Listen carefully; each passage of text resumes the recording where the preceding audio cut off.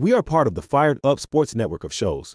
Please check out other Fired Up Sports Network podcasts like the P-Lot Pod, Water Cooler Talk, Bell Smashers, Philly Sports Love and Pain, Drunk on Broad, Beer Battered Sports, and the Fired Up Sports Show, which are available on all major podcasting hosting sites and social media. Also, check out Mark Ramos' Roundup on firedupsports.com, which breaks down the happenings going on with all your favorite local teams. And with that, welcome back to the Beer Battered Sports Podcast, the podcast created by sports fans for sports fans, because we believe that we are the most qualified people to talk about our favorite teams. I'm your co-host, Isaac. And I'm 40, bundled up today. It's a little cold in the house.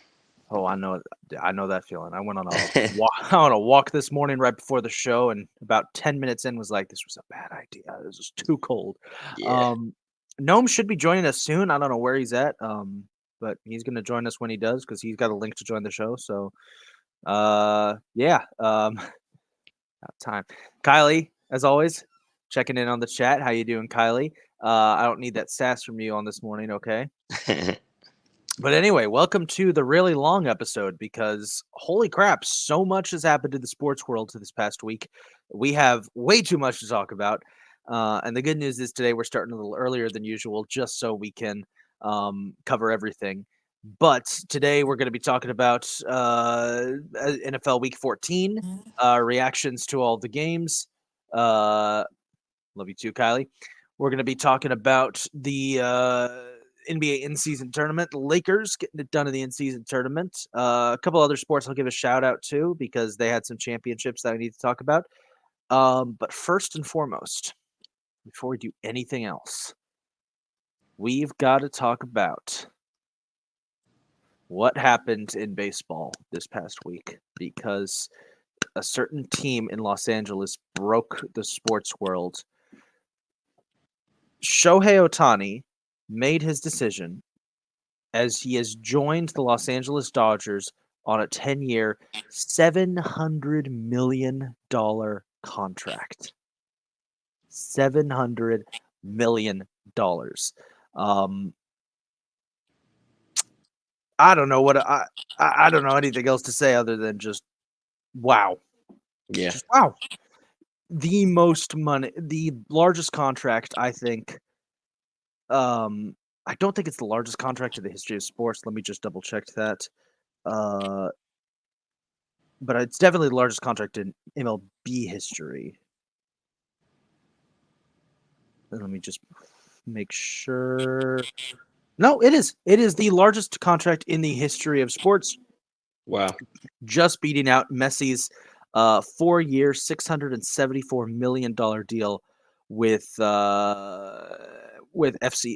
Barcelona from 2017 to 2021 when he re-signed with them. 10 years, $700 million, average of $70 million per year, average per game event, $432,000. Only $2 million of that is actually getting paid. The rest is being deferred until after. I think he actually chose it that way too, so that the Dodgers can get more pieces. Yeah, definitely. My feeling is this going to turn into a? We'll get into this later. My feeling, of course, is will this turn into a Bobby Bonilla situation? With Bobby Bonilla signing that huge contract with the Mets. Still paying him. Yep, They're still paying him. Bobby Bonilla Day. Yep. I had a buddy I had one of my coworkers say this is going to just be Bobby Bonilla Day all over again. It's going to be Shohei Ohtani Day. So, yep. No, I think so this brings up the big question. Is Shohei Ohtani, one, worth $700 million? Two, is anybody worth $700 million? And a question that I asked a lot of people in my life, what would you do with $700 million? Because that's ridiculous. But I'll start with the last one because I'm interested in what you would do with $700 million, Calvin, because I asked a lot of people this. And I think that I actually said that in the chat the other day when the news broke. I was like, do you know what I could do with $700 million? And no one was like, you're right. No one was like, anything you wanted. And literally, you can do anything you want with $700 million. First thing I would probably do, though, is just buy a big-ass piece of land. probably a couple horses. I'd establish myself with that 700 million first. You know, buy a nice piece of land, build the house on it. You know, get some horses and stuff like that, and then I mean, obviously invest somewhere and stuff like that. But like, I think the very first thing I would do is probably buy a big ass piece of land with some horses. And yeah, me and Milani would be riding horses on our piece of land there. There you go. My response to the question is something along the lines of, I don't know what I would do with it. If I had that's another thing too. It's just hard to think about like what you would do with all that money. So that's why I went with the piece of land first. I think I mean, look, 700 million, you'd probably be set for life. So yeah. I mean, I'd definitely quit my job and just be like, all right, I'm just doing my passions now. I think, again, like, so I went around and I actually asked a lot of people in my life, like, what would you do with $700 million? Because I was genuinely curious. And the general reaction was, it was an interesting reaction. Some people said, you know, oh, I can't even imagine that much money, which is understandable. Some people said, I don't know what I would do with it, that much money, which is also understandable. I had one person, I think my boss at my job said, I wouldn't be here, which is, yeah, well, that makes sense. I did ask one person who said, well, I wouldn't tell anybody. No one would get to find out, because once you get that much money, people will show you their true colors. It was like, that's a good way of thinking about it, you know? Yeah. Because you think, and by the way, shout out to one of my friends who started this conversation with me yesterday, which is where I'm getting this from. Properly citing our sources here on the Beer Batter Sports podcast. She was like, you know, people who like win jackpots who get that much money, you know, their lives usually end up going to shit. And I thought about it, I was like, yeah, they do, because a lot of people who win the lottery, like, you know, their friends and family will turn on them. But in terms of the sports world, that brings up this question. Shohei Ohtani, is he worth $700 million? Yes. Yes. Yeah, let's just squash that question immediately. Yeah, no hesitation. Yes. Of course he is worth $700 million. He is arguably the best baseball player in baseball right now. You know, he's a two-way superstar in an era where that shouldn't exist. It's crazy. When he's done, he will probably be argued as the best baseball player to ever play the game, because there's some things that I've seen Shohei Ohtani do that nobody has ever done. For example, in a doubleheader this year, in the game 1 of the doubleheader, he was pitching. He had 9 strikeouts. Game 2 of the doubleheader, he hits 2 home runs. And that was all in the same day, hours apart from one another. So 9 strikeouts in the first game and then 2 home runs in the second game. I don't think we're seeing that from many people nowadays. No, it's that's the kind of performances that again, people compare him. Let's say he's the modern day Babe Ruth because of that dual style of play. And yeah, he probably is. He honestly probably is better, because Babe Ruth wasn't like a fantastic pitcher. Babe Ruth was known for his hitting abilities. He was a solid pitcher too, but it was his hitting that got him so famous. Shohei definitely has the potential to go down as one of the greatest players ever. But he's got, and I think in his tenure with the Angels, he did more for that franchise than any other player has done in their history, and that includes the players on that 2002 World Series team. Which still feels so weird talking about that the Angels have a World Series. I think him going to the Dodgers, though, concerns me for one big reason, and that's that the Dodgers have had this really, really bad habit of signing big free agents and nothing good coming of it, of just falling apart. We've seen the last couple of years that the Dodgers have consistently put together a fantastic regular seasons, only to completely fall apart in the playoffs, because signing big name free agents can only get you so far. It's the chemistry between those players that has to work in their benefit, and it hasn't worked for the Dodgers. 1,000%. I agree with that, but I think adding Shohei on that roster, it's going to motivate the guys a little bit more that are already on that roster. because I don't think he's going to pitch this year due to the surgery he had. But even in the lineup, the batting lineup, like you said, it's the chemistry. But if all those guys can get on the same page and get on the chemistry, you look at that batting lineup, it's potentially Mookie Betts, Shohei Ohtani, Freddie Freeman hitting one after another, which is probably one of the best three in a lineup we've said in a long time. So if those guys can get on the same page with the addition of Shohei, it can be very scary in LA.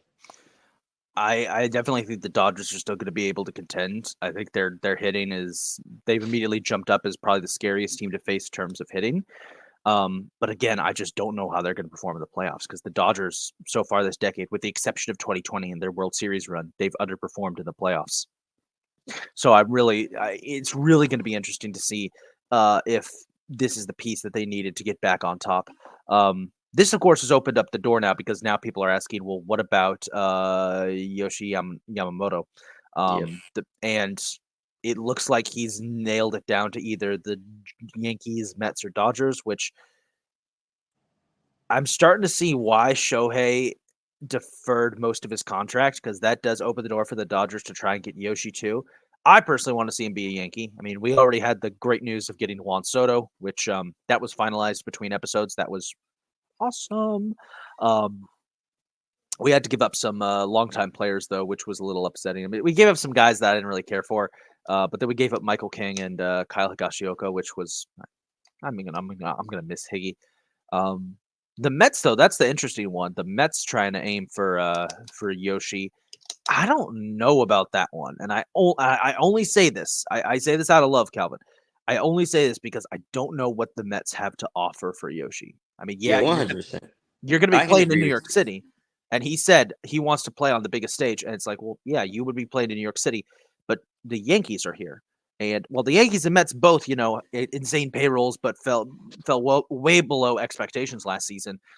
And again, I say this with all love. One of those teams is trending upward, and that's the Yankees. Yes. The Mets, they haven't really done anything this offseason. There's not a lot of I'm not seeing a lot to get excited about with the Mets just yet. Yeah, and it's 100%. A shame too, because I would love to see the Mets be competitive again, but I just don't see it this year.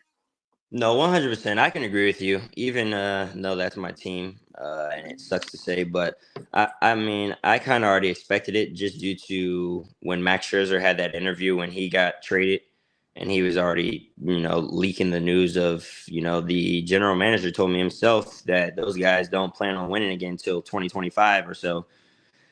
So I don't know why he would want to go to the Mets either, just because they're literally, like you said, there's nothing to offer him right now. Like, he doesn't have a supporting cast around him that would be like, oh man, like this team has a chance. Like there's nothing there consistent other than Pete Alonso. And the reason I say Pete Alonso is because this guy's in a home run derby every year. Other than that, there's nothing consistent as a Met fan or as a Met organization right now. Yeah, I agree. It's a shame too, because I would love, as much as me being a Yankee fan and wanting us to get all the stars, I would love to see some of the other teams that don't get a lot of these big name stars actually get a huge free agent or a big offseason international signing. They just don't. And the reason for that is because baseball doesn't have a salary cap, so these teams can spend as much money as they want, which is something I actually wanted to bring up next. Should baseball have a salary cap? Because the way these contracts are, the way that all the big free agent moves every year are the big established teams, the big market teams, and the small market teams never have a chance. It always brings up the question, should we finally implement a salary cap to even the playing field? And I'll jump in quick before I get your answer here to just say that even without a salary cap, we're still seeing some smaller market teams make pushes for the World Series. Last year in particular, seeing Arizona make a wild run at the World Series. That shouldn't have happened because Arizona, small market team, doesn't really have any business competing with the big guys, but they almost won it all. So I would that would be the evidence to say that even without a salary cap, we could still see these smaller market teams smaller payroll teams compete. But I'm curious what you think about it. Also, go Yankees. I don't really see the reason to put a cap. I love that. I love it. I don't really see a reason to put a cap on the salary, just because we see that in the NFL, and those small market teams are still ass. Like, they have just as much as a chance as the rest of the guys do, due to the salary cap, and they're still ass. So I feel like even with the salary cap, the big market teams are still find a way to get the guys that they want and figure out money things. Just like, look at the Eagles, for example. The Eagles somehow just keep getting all these guys: Shaquille Leonard, Julio Jones. They just keep finding money to sign all these guys, and it's like, how are you doing this? So it's like, I feel like the big market teams will figure a way out to get the guys they want, no matter if there's a cap or not. You know what? You might be right. In knowing that, what was I going to say? What was my train of thought there? Goddamn. Sorry. I was trying to see if Gnome, I was trying to find out where Gnome is. He hasn't been responding to his phone, so he's probably asleep. He will join us when he can. But yeah, you're right. The salary cap, as much as we want to say that the salary cap hasn't impacted sports, it really doesn't. We still see, like you said, you still see small market teams struggle. All it really has done is in the NFL, I'd say, is keep the big teams from hogging all of the superstars. Because really, the reason why they had the salary cap in the first place, I think, was because back in the 70s and 80s, the way it worked is that once you got drafted by a team, you kind of were stuck there. You didn't see a lot of free agency. You didn't see a lot of player movement. There's a reason that big dynasties were established, because teams could just keep spending more and more money on their players to keep them there in one city. And that went against what players wanted. Players wanted a chance for free agency. They wanted a chance to go wherever. And once they opened up free agency, they had to introduce a salary cap just to tell the teams, okay, we'll allow the teams to go anywhere they want. But, you can't spend this much money on them. And Right. In theory, I would argue it actually has opened up the NFL a lot, because as we've seen in the salary cap era, teams are no longer able to. Dynasties don't happen. The Patriots dynasty is an enigma because it existed for 2 decades in an era where it shouldn't have. And even then, they only won consecutive titles twice. It's really, really hard it's really hard for teams in salary cap leagues to establish those dynasties anymore. But it still happens. So I guess what I'm trying to say is there's good argument for both sides of this. I personally would like to see a salary cap in baseball just to see what would happen. I know that it's going to definitely benefit a couple teams over others. I don't know if it's going to even the playing field as much. And as we saw last year, small market teams can make a push at the playoffs. We saw a number of them put together really solid seasons, like the Orioles and the Diamondbacks. But again, you never know. It's hard to say. It's really hard to say if it would have a substantial enough impact. With that being said, let's move over to basketball, because our next big topic, the NBA in-season tournament, wrapped up over the weekend. The Los Angeles Lakers defeated the Indiana Pacers in Las Vegas to win the inaugural in-season tournament. LeBron James was named in-season tournament MVP, adding that to his list of accolades. The first thing I'm going to say on this is that congratulations to Adam Silver for having an idea that really worked out. I thought the in-season tournament, when it first got brought up, I thought, oh, this is stupid. There's no reason for this. But it genuinely has.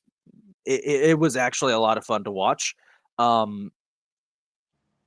don't see any letdowns to it. I'm curious what you thought of the whole thing as a whole, Calvin. I'll be honest. Even with it being over now, I still don't understand the in-season tournament or how we got to the Pacers and the Lakers being the final two teams and this, that, and the third. All I know is that the Lakers won it. I know that it did bring a lot of competitiveness,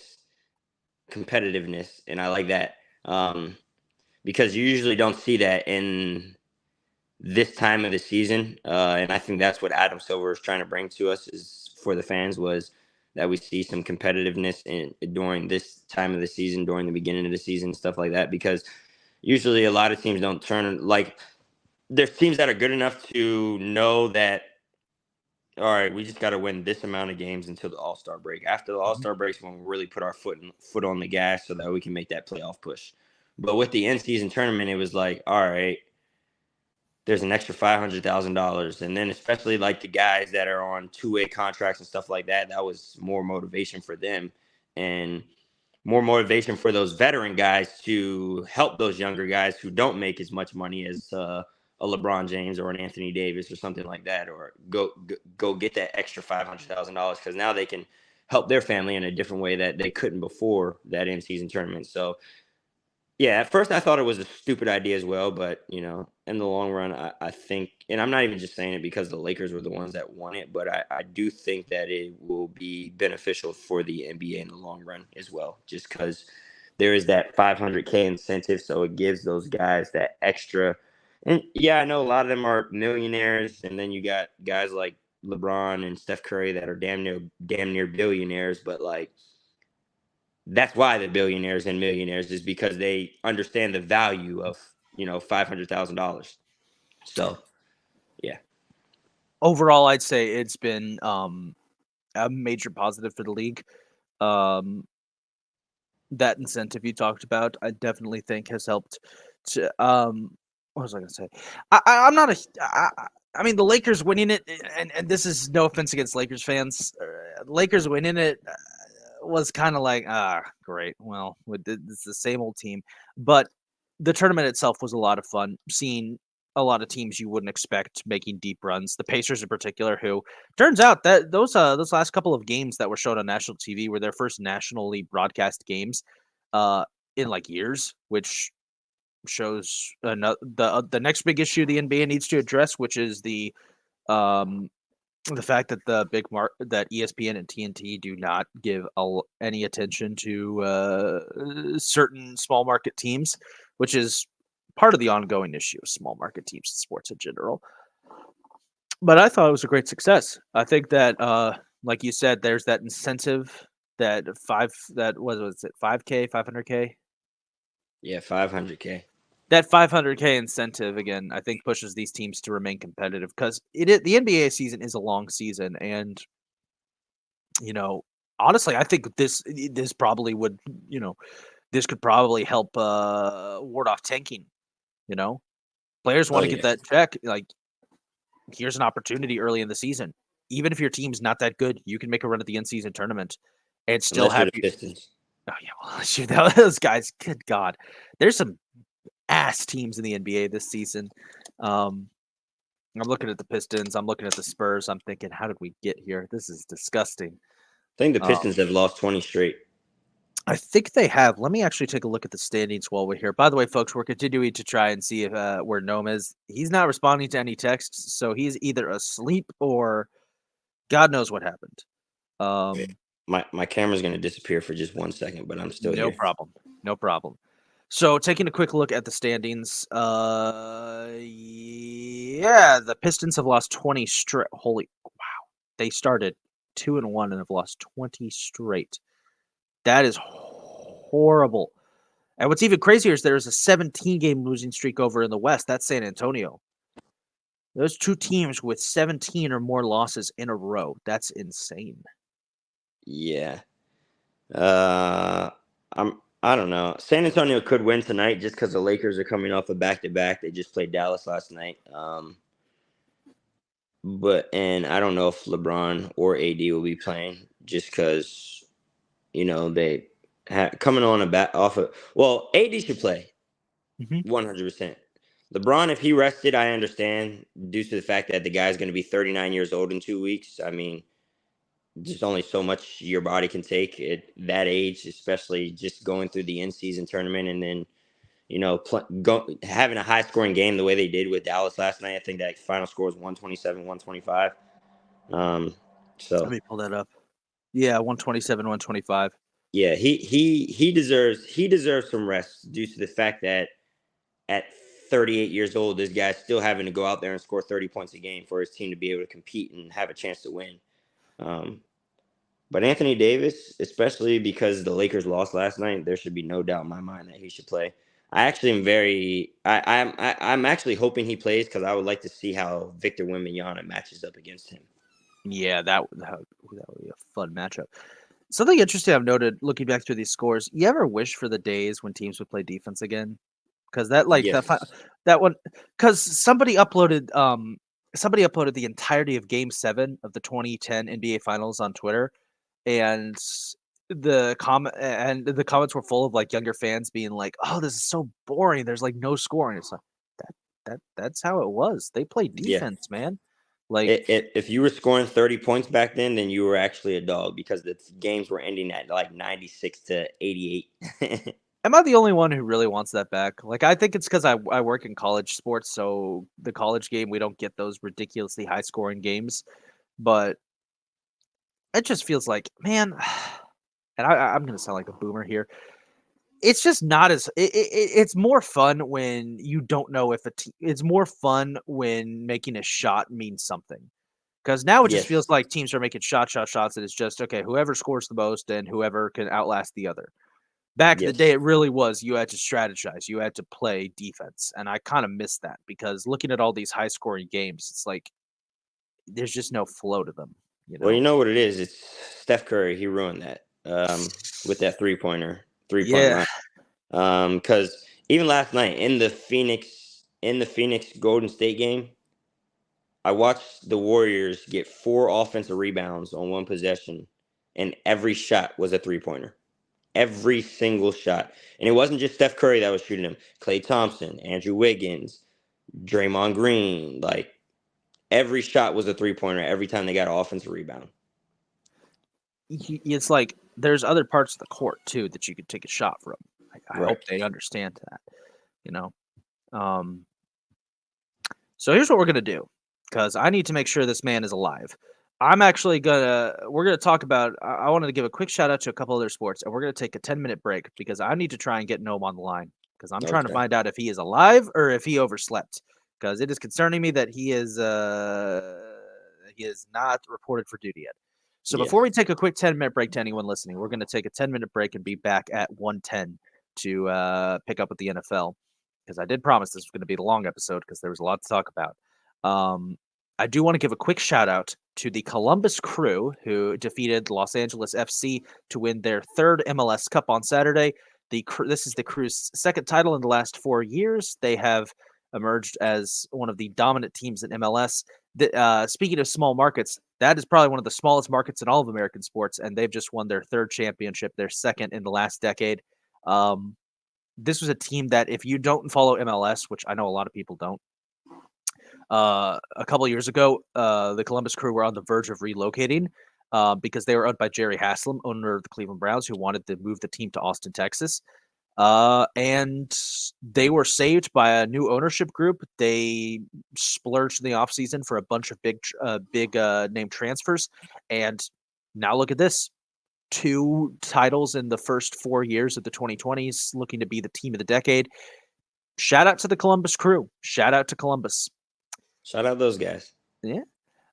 With that being said, we're going to go ahead and take a break for about 10 minutes. I'm going to get on the phone and try and figure out where Noam is, and we'll be back to talk about the NFL. Bear with us, guys. We will be right back. In the meantime, here is a shout out from Mark Ramos. We are part of the Fired Up Sports Network of shows. Please check out other Fired Up Sports Network podcasts like the P-Lot Pod, Water Cooler Talk, Bell Smashers, Philly Sports Love and Pain, Drunk on Broad, Beer Battered Sports, and the Fired Up Sports Show, which are available on all major podcasting hosting sites and social media. Also, check out Mark Ramos' Roundup on firedupsports.com, which breaks down the happenings going on with all your favorite local teams.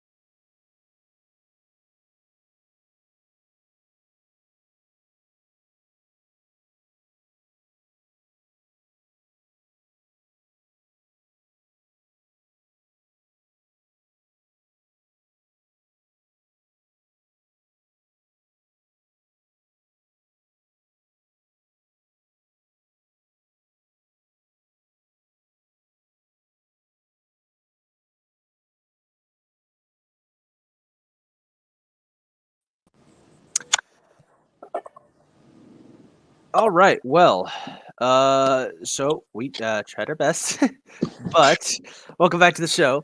So I'm gonna just assume that Gnome is oversleeping, so we're just gonna keep going ahead. Thank you guys for bearing with us there. We just had to double check. But yeah, welcome back to the show. Let's move on to today's main topic, which of course is the NFL as always. Week 14 was crazy. And before we talk about week 14, real quick breaking news. The NFL just announced that they will play in 2024 a regular season game in Brazil. Oh, wow. Yeah. NFL owners approved the move today. The game will be held in Sao Paulo at Corinthians Stadium. Hey, we got a Germany game. We had a Mexico game. I don't think we do it anymore. We had a Mexico game. We have a Germany game. We have London games. Now Brazil. I say do Japan next. That would be awesome. That would be awesome. I like how the NFL is, getting international and stuff like that. It's a wonderful thing. Hey, people love football overseas. They people aren't shy about how much they love football. I know the NFL used to do Japan games in the preseason, which were always a big draw. So I'd love to see them go back there. With that being said, let's talk about week 14. So there's a lot to talk about. We had some really fun games and some really bad games in week 14. And we'll start off with heading back to Thursday night as the Patriots snapped their losing streak, defeating Pittsburgh 21-18. Everybody and their mother thought this game was going to be the lowest scoring game of the year. It was going to be one of the ugliest games of the year. Instead, excuse me as I sneeze my lungs out. Damn. Instead, Bailey Zappi threw 3 touchdown passes, looking like prime Tom Brady out there, as the Patriots just gave Steelers fans even more reason to be depressed. Pittsburgh is now 7-6 and on the outside looking into the playoff picture. My God. Yeah, I'm not sure what's going on with Pittsburgh the last 2 weeks. They've taken 2 losses to 2-10 teams, the Cardinals and now the Patriots. Very crazy to see. Like you said, everyone was expecting this to be a low-scoring game, me included. But, Bailey Zappi went out there. He did a great check-down job. I think Zeke Elliott had 9 catches, 8 or 9 catches, something of that nature. Zeke had his best game of the season. He had 22 carries for 68 yards. The Patriots were looking like prime dynasty Patriots out there. And by the way, you mentioned that the Steelers have now lost 2 straight games to a 2-10 team. I just want to quickly point out that they are the first team in NFL history to lose at home to 2 10-loss teams in back-to-back weeks. Oh wow, that's crazy. That is your random history fact of the week. By the way, I got an early Christmas present for you about to join the podcast. Yeah, I think this. I think the issue with the Steelers right now simply is that Matt Canada and his offense wasn't the only issue with the Steelers. They're just a badly coached team. Somebody pointed out on Twitter today that Mike Tomlin has only won a playoff game in 4 of his seasons: 2008, 2010, 2015, and 2016. Every other season, the Steelers have made the playoffs with Mike Tomlin at the helm. They have lost in their first playoff game. Wow. Mike Tomlin. Is he a great coach? Probably. His teams are consistently always very good, but I don't think he's actually. I think that the problem with Pittsburgh right now is the culture that Mike Tomlin and his culture. I would not be surprised to see the Steelers move on from him if they end up missing the playoffs. And also the problem there. We have to address the big elephant in the room that Mitch Kissantitties is starting for the Steelers too. Which, of course, they're going to be bad with Mitch Kissantitties starting at quarterback. Yeah, but one has to ask the question. There's got to be more at play here. The Steelers don't have a good running game. They do not use their weapons properly. They're following this weird trend I've seen of a lot of teams getting these big name players in the draft and then just refusing to use them. Why are they not throwing to George Pickens? Dude has proven that he is probably one of the most aggressive and dynamic receivers in the game. Maybe not one of them, but he could be. He could be. his aggression alone makes him like, you want to throw this man on draft night was staring at the TV with a steezy on, hitting that NBA young boy pose, just knowing like he's about to go to Pittsburgh and join a division tailor-made for guys like him, where he could just beat the crap out of people because it's the AFC North. You know, Yep. this is the division where, you know, this is where it's on site, you know? Yeah, and that's what mind boggles me. It's like you got talent like George Pickens, and you know during the offseason we're seeing all these crazy videos of George Pickens making these one-handed catches and acrobatic catches, and you know just frying his whole team in practice and stuff like that. And it's like he's doing the same thing in the game, but now he's not getting the football thrown to him, and it's just weird to me. And I know they still have Deontay Johnson, which is a reason why he doesn't get thrown the ball too much. But even Deontay Johnson, they don't really use him the way they should use him. I mean, the guy has 3-4 catches a game, maybe like 5-6 targets a game, stuff like that. And it's like, I just feel like both of these guys should have more than the targets that they're getting a game for sure.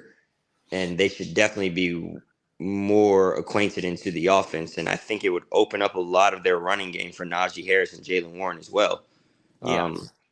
But you know, like you said, nothing really can go well with Mitchell back there at the helm. But you know, with what is it? Pickett, Kenny Pickett. Yeah. With Kenny Pickett, I mean, he's not extremely better than Mitch Trubisky, but he is better than Mitch Trubisky. And I just, you know, I don't know why he's not getting George Pickens the ball or his Deontay Johnson the ball or the receivers the ball the way that they should be getting it. Because there's plenty of games this year where that guy hasn't even thrown for over 200 yards. And it's like, you're an NFL quarterback. I want to move on real quick to talk about the Patriots for a quick sec, because New England looked really good in this game. And this, of course, now brings up the question, you know, should Bailey Zappi be the starter the rest of the season? Which I think, honestly, the answer is yes. Like Mac Jones is, I think the Patriots have broken Mac Jones. New England's going to be another one of those teams that's going to be fighting for a quarterback in the draft. I mean, the list of quarterbacks that we've seen play this year is getting bigger and bigger because almost every team in the league is running with a backup quarterback now because of all the injuries. Bailey Zappi has always been an interesting guy to me because, so you know, he holds like all the major record. He holds basically every NCAA passing record. Yes. His 2021 season at Western Kentucky, he had probably one of the greatest seasons a quarterback has ever had. The reason people don't talk about it is because it was for Western Kentucky, which, yeah, okay, fair enough. Bailey Zappi's always interested me in that he, that's one of those guys that, like, he's basically just Mac Jones, but a little bit better, if that makes sense. Like, watching him and Mac Jones play, he doesn't throw the bad interceptions that Mac Jones throws as much. He still throws picks, but there's just something about him that he's just a little bit better than Mac Jones. I know it's a limited sample size because he's only started like 2 games in his career, but in both of those games, I feel like he performed better than Mac Jones has in a much bigger sample size. I would be willing to give the Patriots a chance. I'm willing to give him a chance the rest of the season and see what happens. You know, with that being said, though, the Patriots are officially eliminated from the playoffs, and at this rate, it looks like they will finish last of the AFC, which, oh, wow. After 20 years, man, it feels nice to see the Patriots back where they belong. You know, before Brady showed up, the Patriots were historically one of the worst franchises in the NFL. Like, Yep. yeah, they had 2 Super Bowl appearances, but one of those was a fluke, and the other one was due to a weak AFC that year. Yep. So they for much of their history, they had just been that one team that, you know, they sneak into the playoffs every so often, but they're pretty much just a punching bag for everybody else to take out their frustrations on. So it's nice to see New England returning to what they truly are. Rumor is as well that Belichick is out at the end of the season. I've been seeing it all day around the internet that, you know, it was a mutual agreement that they're going their separate ways at the end of the season. If I'm the Patriots, I'm definitely moving on from Belichick. I know he signed an extension, but the fact is, I don't think. I think the last couple of years have proven that whatever the Patriots had during the Brady era, they don't have anymore. And I Yes. think it's time for a change. And if Belichick is out, it's the end of one of the greatest coaching tenures ever. But it will definitely be it's a needed fresh start for New England, which is crazy to say because again, this is a team that growing up they were never bad. Every year, you basically could just mark down the Patriots to win their division. It was like, oh yeah, it's New England; they're going to win. Yeah, Bill can come over to Washington and coach us. That would be dangerous. So Gnome actually finally got back to us, by the way. He's going to be jumping on in a little bit. Back from the dead. And we'll get his thoughts on this game in a second.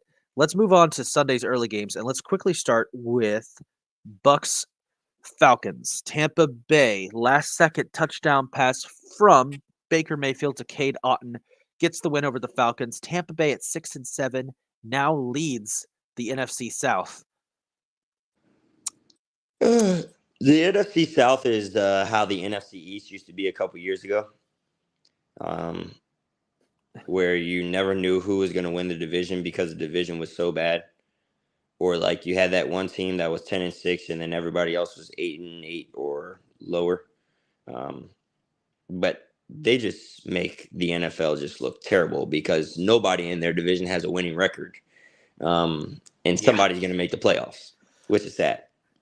It's weird because it's not the first time the NFC South has done something like this. It's happened twice before. Last year, obviously, but also in 2014 when the Panthers went 7-8-1 and won the division. Honestly, I welcome the Bucks getting it done. You know, one as a Bucks fan, and two because like out of all the teams in this division, they're the one team I think that could actually put up a fight against whoever they face off against, which is probably going to be either the Eagles or the Cowboys. Tampa.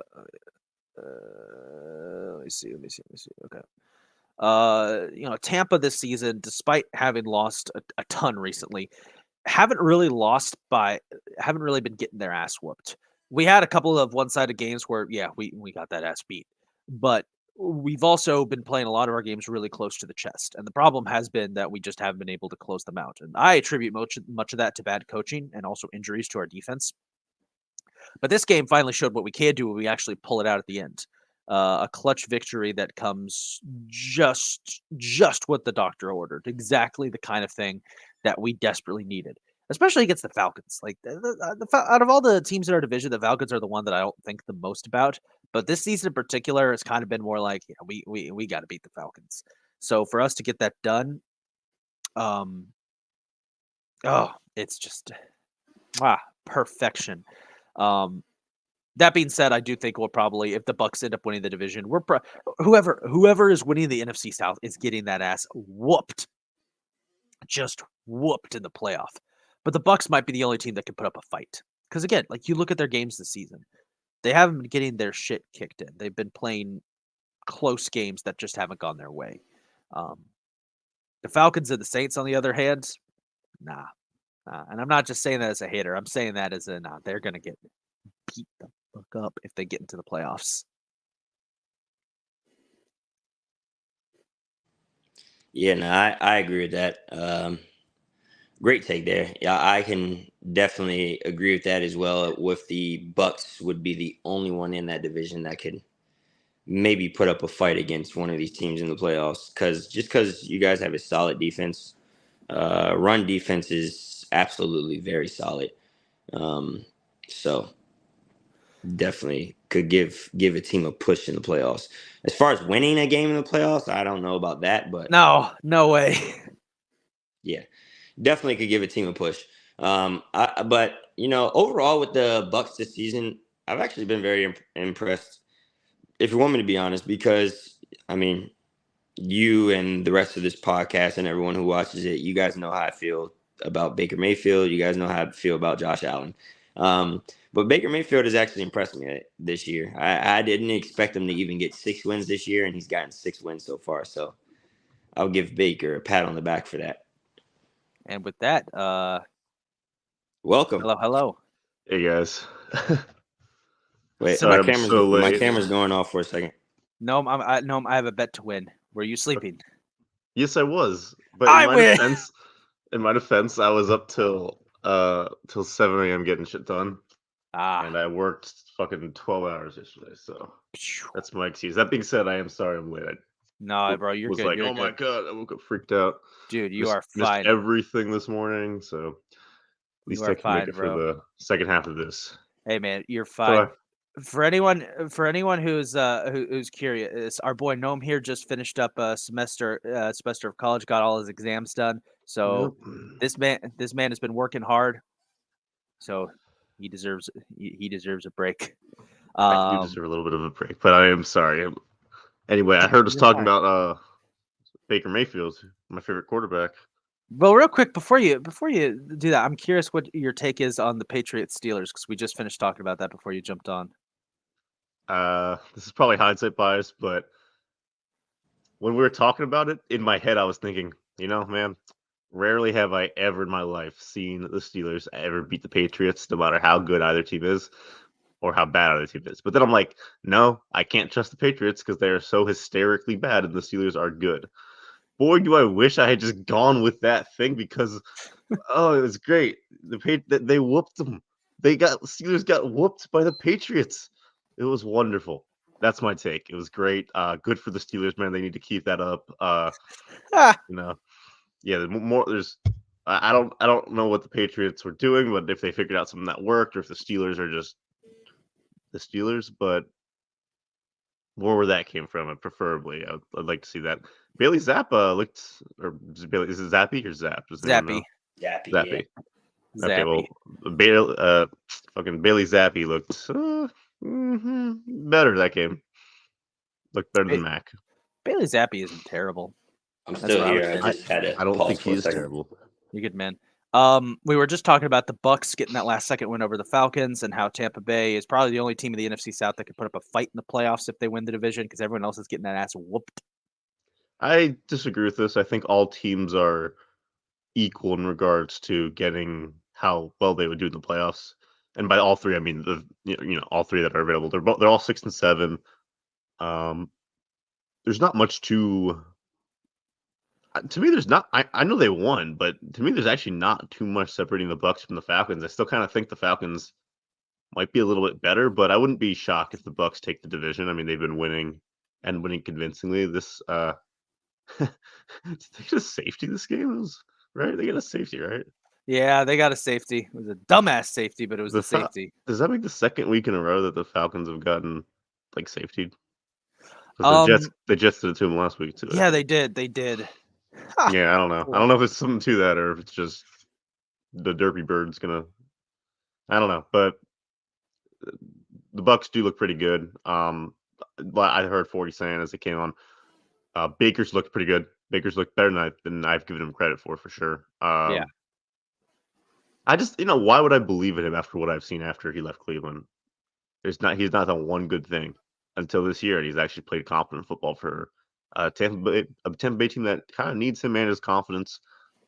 Still got some good weapons there. They are a talented team, so yeah. If they were the ones to run away with the division, I think right now they would probably be my pick to take the division.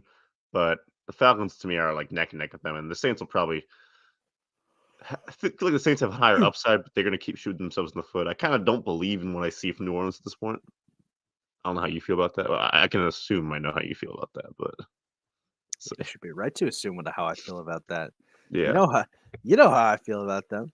Yeah, I do. Cincinnati takes care of Indianapolis 34-14 in a game between two teams battling for playoff spots. Jake Browning throws 275 yards, 2 touchdowns, 1 rushing touchdown. Great day for Browning. He got hurt, and AJ McCarron came in, so that's yet another quarterback change. AJ McCarron, wow, been a while. But the Bengals now 7-6, right back into the thick of the playoff picture. The AFC playoffs right now are completely stacked to the point that and it's not stacked with good teams, mind you. It's stacked with mid teams. If I say the Colts and Bengals are both in position to make the playoffs, but neither of those teams are all that impressive. Both are running with backup quarterbacks. I'm just curious what you guys thought about this, like with Jake Browning taking over and actually performing. I'd argue performing better than Joe Burrow was this season. Early Joe Burrow, yeah, for sure. Jake Browning has been a surprisingly talented backup. I expected the Colts to take care of business with this week against Browning. I figured Browning is okay. He's been better. I figured of all the backups that we mentioned that were starting, we talked about it last week. I felt like he was one of the better ones that would do the best. That being said, the Colts I figured were a better team, and Minshew has been on fire. I'm surprised that the Bengals took care of business as well as they did. And like you said, they're right back into the thick of it. It's interesting that you'd say about the AFC stacked with mid-teams, because let's just go to the NFC real quick. Okay. I'm going to name every team with a winning record. 49ers, Okay. Cowboys, Eagles 10-3, Lions 9-4, Vikings 7-6, and that is it. Every other team has a losing record. Okay. 11 I see how it teams. is. So I'm just pointing it out.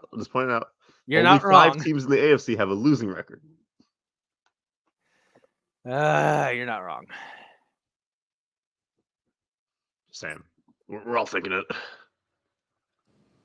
We are. That's my take on it. 40, I'm curious. What do you think about Jake Browning and the Bengals? Browning's impressed me the last 2 weeks. 2-0 in the last 2 weeks. So, I mean, you can't take a win away from anybody. He's done enough to get his team W's. But like Noam said, I mean, Gardner Minshew and the Colts, sorry. Gardner Minshew and the Colts been very hot lately. You just expected them to come out and take care of business, especially like if you're looking at it from a NFL coach standpoint and you got to pick Gardner Minshew or Jake Browning. I mean, let's just be honest. I probably am picking Gardner Minshew 10 times out of 10. So I don't think anybody expected the Colts to go out there and lose. I think the whole entire world expected the Colts to win. And, Jake Browning did enough to go out there and shock the world and get the Bengals another W and keep them in the playoff hunt here. But I don't think this Jake Browning hype will run too much longer here. I think it's wearing itself out. So I think we've actually seen the end of it, especially with him getting a little nicked up last week. I think he's still going to be able to start this week, but don't think he'll perform the same due to that injury. Yeah, I kind of agree with that. Yeah, I mean, it has been interesting to see, but we'll see can he actually stand up to NFL contact, because Joe Burrow has not been able to, and he's a significantly better quarterback. Not that that has much to do with their ability, to be honest. I mean, anyone will get killed behind the Bengals O-line. Isn't it interesting how no matter who the Bengals puts together, like no matter who is on that 5, the quarterback behind them will always just get shot. Doesn't matter. Like, yeah, it's always quite been funny. interesting to me. Speaking of a quarterback, let's talk about the pride of Delaware, the pride of Delco coming back for the Cleveland Browns. Joe Flacco. Joe Flacco. In the Browns' 31-27 victory over Jacksonville, Joe Flacco went 26 of 45 for 311 yards, 3 touchdowns, and the Browns have named him the starting quarterback for the rest of the season. I'm just going to come out and say it. Joe Flacco might save Cleveland's season. He's had 2 really. I don't honestly, maybe because he's had 2 really good games in a row. The Browns are 8-5 now, and their path to the playoffs is a little more comfortable. I'm going to be honest here. Joe Flacco, I mean, well, one, he's clearly the best quarterback they got on their roster because, I mean, good God. I mean, your other options are rookie DTR, PJ Walker's USFL ass, and Groper Cleveland. So XFL, and I'm not sure why everyone has something against PJ Walker. He's great. I don't have something about PJ Walker. It's just it's that old Stavros, the comedian, the comedian Stavros, forgot his last name, the Greek comedian who had that whole joke about Baltimore fans being and their reactions about Flacco. It's like, man, I don't really like Lamar, but there's something about Flacco, There's just Oh something my about gosh. Flacco. And I'll just say, there's something about Flacco. There's something about Flacco. Yeah, gosh. There's something about Lamar can't do Flacco. anything. It's just Flacco, man. I'll He's say the just same as thing for the Browns. There's something about Flacco. And that he's the only quarterback the Browns have right now that doesn't suck. I like PJ Walker, man. I still feel like PJ Walker can do some interesting things, but I'll say this for Flacco. It's really, really satisfying seeing him succeed. We were actually at the Ravens game. I was sorry. I was at the Ravens game. And every time Flacco scored, they'd have it up on the screen to give a little update for it. And all the Ravens fans would be like, woohoo! Even though he's on the Browns. It was interesting. Hey, man. We just like our guy, It is satisfying to see Flacco, succeeding again. I mean, it's honestly, I didn't expect anything less. Flacco was never a terrible quarterback to me. I mean, the guy's got a Super Bowl, and he did amazing things to get to that Super Bowl. Like, me and one of my friends were just talking about that throw to Jacoby Jones against the Broncos in the playoffs, not a couple days ago. So, Joe Flacco, I didn't expect anything less from him. That guy's a killer, and he knows how to win. Definitely agree with you, Isaac. I think he will save the Browns season. Keep them in this playoff run here. Probably sneak into the wild card. They're probably a lock for the wild card at this point with how meh the rest of the AFC is.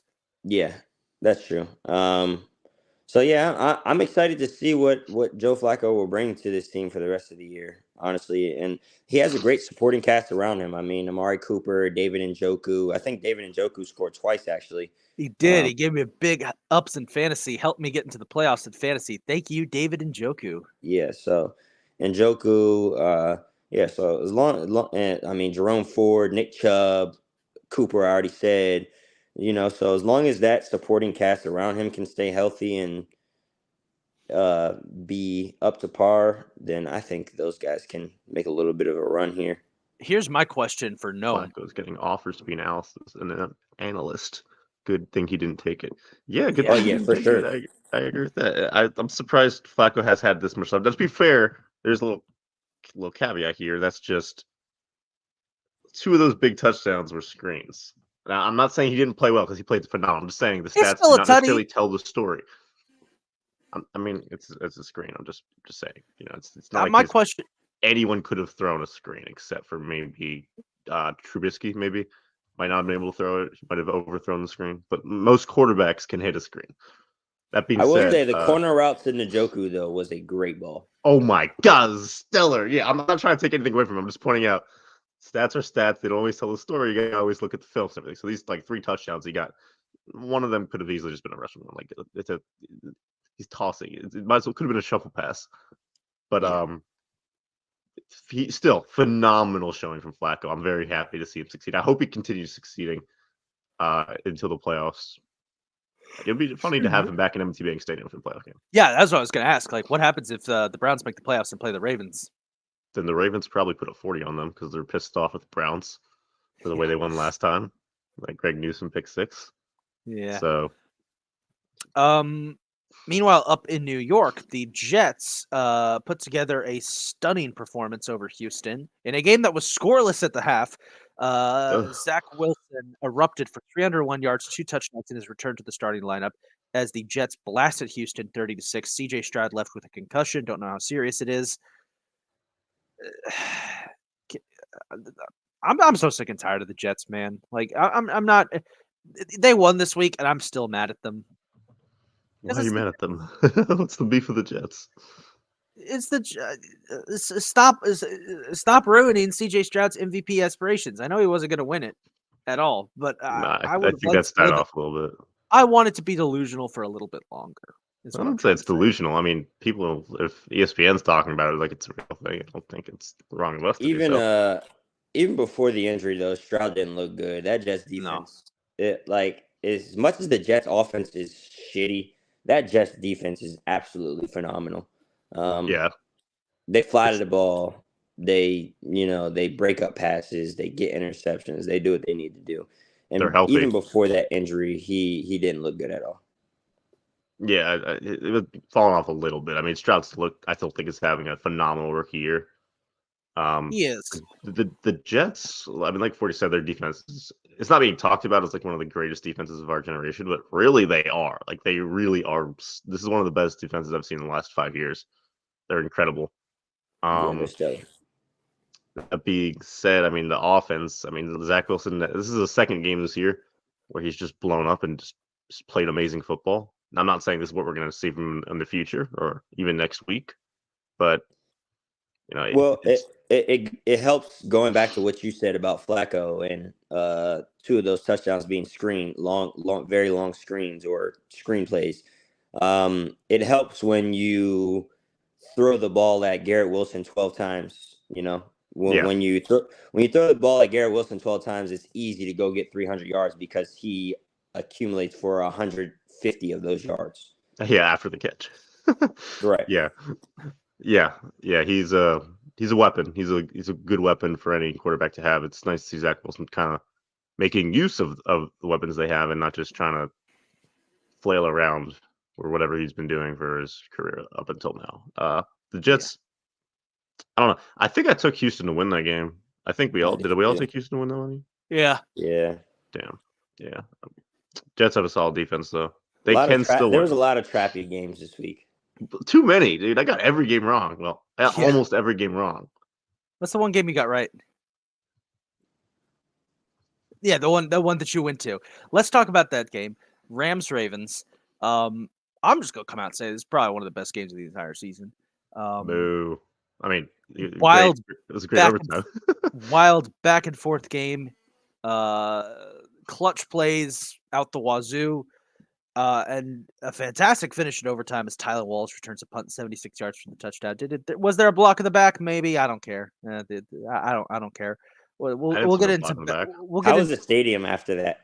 Yeah, no one was there. How was the stadium after that? The stadium during it, when he broke past those 4 guys, the whole stadium went fucking nuts, dude. It was just just like loud as hell, and everyone was just standing up on their feet and everything like that. And he heard it the way he flipped into the end zone.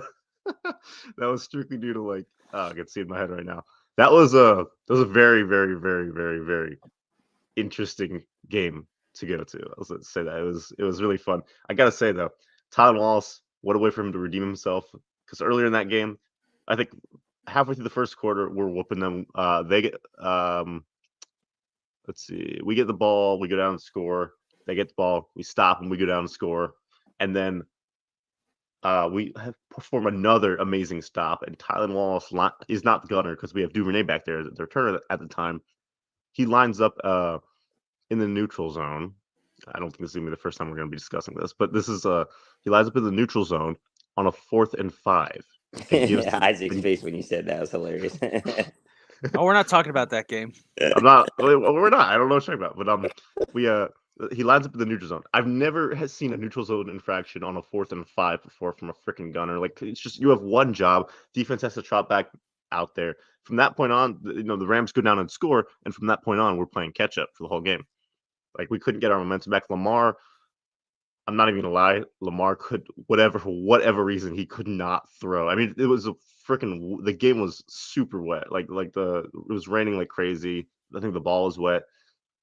He was just missing. It was underthrowing nearly everything. Now there were a couple throws he made that were really nice. And I was gonna say the one great pass I did see from him was that Zay Flowers touchdown. That was incredible. There's 3 I saw from him that were good. The first one was he fit one. It might have been to Flowers, but Flowers, one of the ones where Flowers had to drop, or whoever it was had to drop to the ground to pull it in, and everyone was like, "Oh, that one was low." Now he had been hitting those low the entire time, but that one actually was he needed to fit it in the window there. And that was the only place. If he puts it in Flowers' chest, he's getting drilled. So he saved his life on that one. The next one was that amazing throw on, was it like 3rd and 17, threw it to the end zone, 30-something yards, phenomenal throw. That was amazing. That was the MVP I've been waiting for the whole game. And then the 2-point conversion where he made magic happen, did the same thing. That was also amazing. Seen that from Lamar a million times. He's phenomenal. But then, there's still a minute left on the clock. So then the Rams get the ball, and Marlon Humphrey gets cooked twice in just by Cooper Kupp, just in awful ways. Just he gets cooked. He just can't. I don't know what it is. He just couldn't keep up with him. They go right down the field. Marlon Humphrey has a chance to redeem himself because the ball gets thrown right to him in the end zone, and he drops the freaking interception. That could have been the game right there. Nope. They kick a field goal. They tie it up, go to overtime, and I don't know if they showed this on the television, but when we won the coin toss for overtime, the whole stadium was like, "Yay!" And OBJ was like, "Yeah, let's go," because it's like, all right, we're gonna win. We're just gonna go down the field and score. That's what it is, because overtime rules. Naturally, we go 3 and out, and I'm like, "Ah, crap, this is really bad." The Rams' last drive just walked on us. They walked down the field. Are we gonna be able to stop them now? All they need is a field goal. Well, we do stop them. They go 3 and out, and then that kick to Tyler Wallace happens, and he just. When he cut immediately, I could just tell he had something. He had something as soon as he cut, because he I don't know, he saw something, because the way he hit that was just sharp, and then he just kept going and going, and I thought he was out, and he didn't go out, and then he got past everyone, and the stadium went nuts. Flips in the end zone. Ravens win. Overtime touchdown, kick return. Amazing finish. That was awesome. That was awesome, man. It's a great game. It was a great game. I personally am just glad that you had fun at your first ever NFL game. Now I got to go to a game, and actually now I just need to go to a game. So let's all go to some Ravens game, man. Let's go to the playoff game. It's probably too expensive. Let's go to Ravens Dolphins is coming up soon. Someone gets me tickets. Those shits are expensive. Yeah, they are expensive. I was gifted mine. Yeah, no, but we all got to do it though. We got to have a beer battered sports at the game experience. Oh yeah, definitely. Me and Isaac had that at the Orioles Yankees game this year. Yes, we did. We got to do it at a football game. But no, with that game there, I honestly, I'll say if it was dry outside, the Ravens probably win that game 40-0. I think the weather played a big factor in that game. Weather plays a big factor in any game, and especially when it's like that, because, anything can go any way when it's rainy or wet outside. A lot more missed tackles, a lot more drop balls, a lot more, crazy things happening due to the weather conditions. Inaccurate passes. Yeah, exactly. But the Ravens, when it's, it can be windy, it can be windy outside. It can be a little bit of snow outside, but as long as it's not wet outside, the Ravens I've seen them blow through anybody or put up 30+ on anybody, and their defense, do what they need to do. I think, they still did, but I think defensive wise, the defense didn't play the best that they could, just due to the fact that weather played a big factor in that game. I agree with you. So I think if it was dry outside, I really don't think that the Rams have 30 points on the board, if I'm being honest with you. I really just feel like it was that way due to the weather being a factor.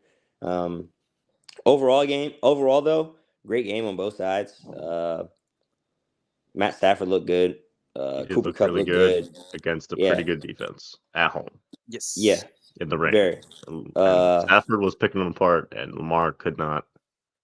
For the vast majority of the game, he could not complete passes. Yeah, throwing everything. It was not great. Lamar still had 300 yards. Lamar's Lamar at the end of the day, 70 rushing yards. But the biggest key to the Ravens the last couple of weeks has been the performance of Odell Beckham. Yes. Odell Beckham, I'm so happy to see that he has woken up in the last couple of weeks. Because Absolutely. At the beginning of the season, he was barely touching 18 yards a game, 20 yards a game. And now it's like he's back to the old Odell. It's guaranteed 40 yards plus. Yeah. At least for the last couple weeks here. Yeah. I'll tell you, when I saw at the game, his route running is just impeccable. He still has near Devontae Adams level of route running. He doesn't have the burst or anything. He doesn't have the burst that an Adams or Jefferson has anymore. He's just not as agile, but it doesn't matter. He's such a good technical route runner. He'll beat his guy. He'll be open. Yeah, there was a couple times where Lamar underthrew him. The touchdown was one thing, but there was a couple times where it could have been like that too. He was just solid.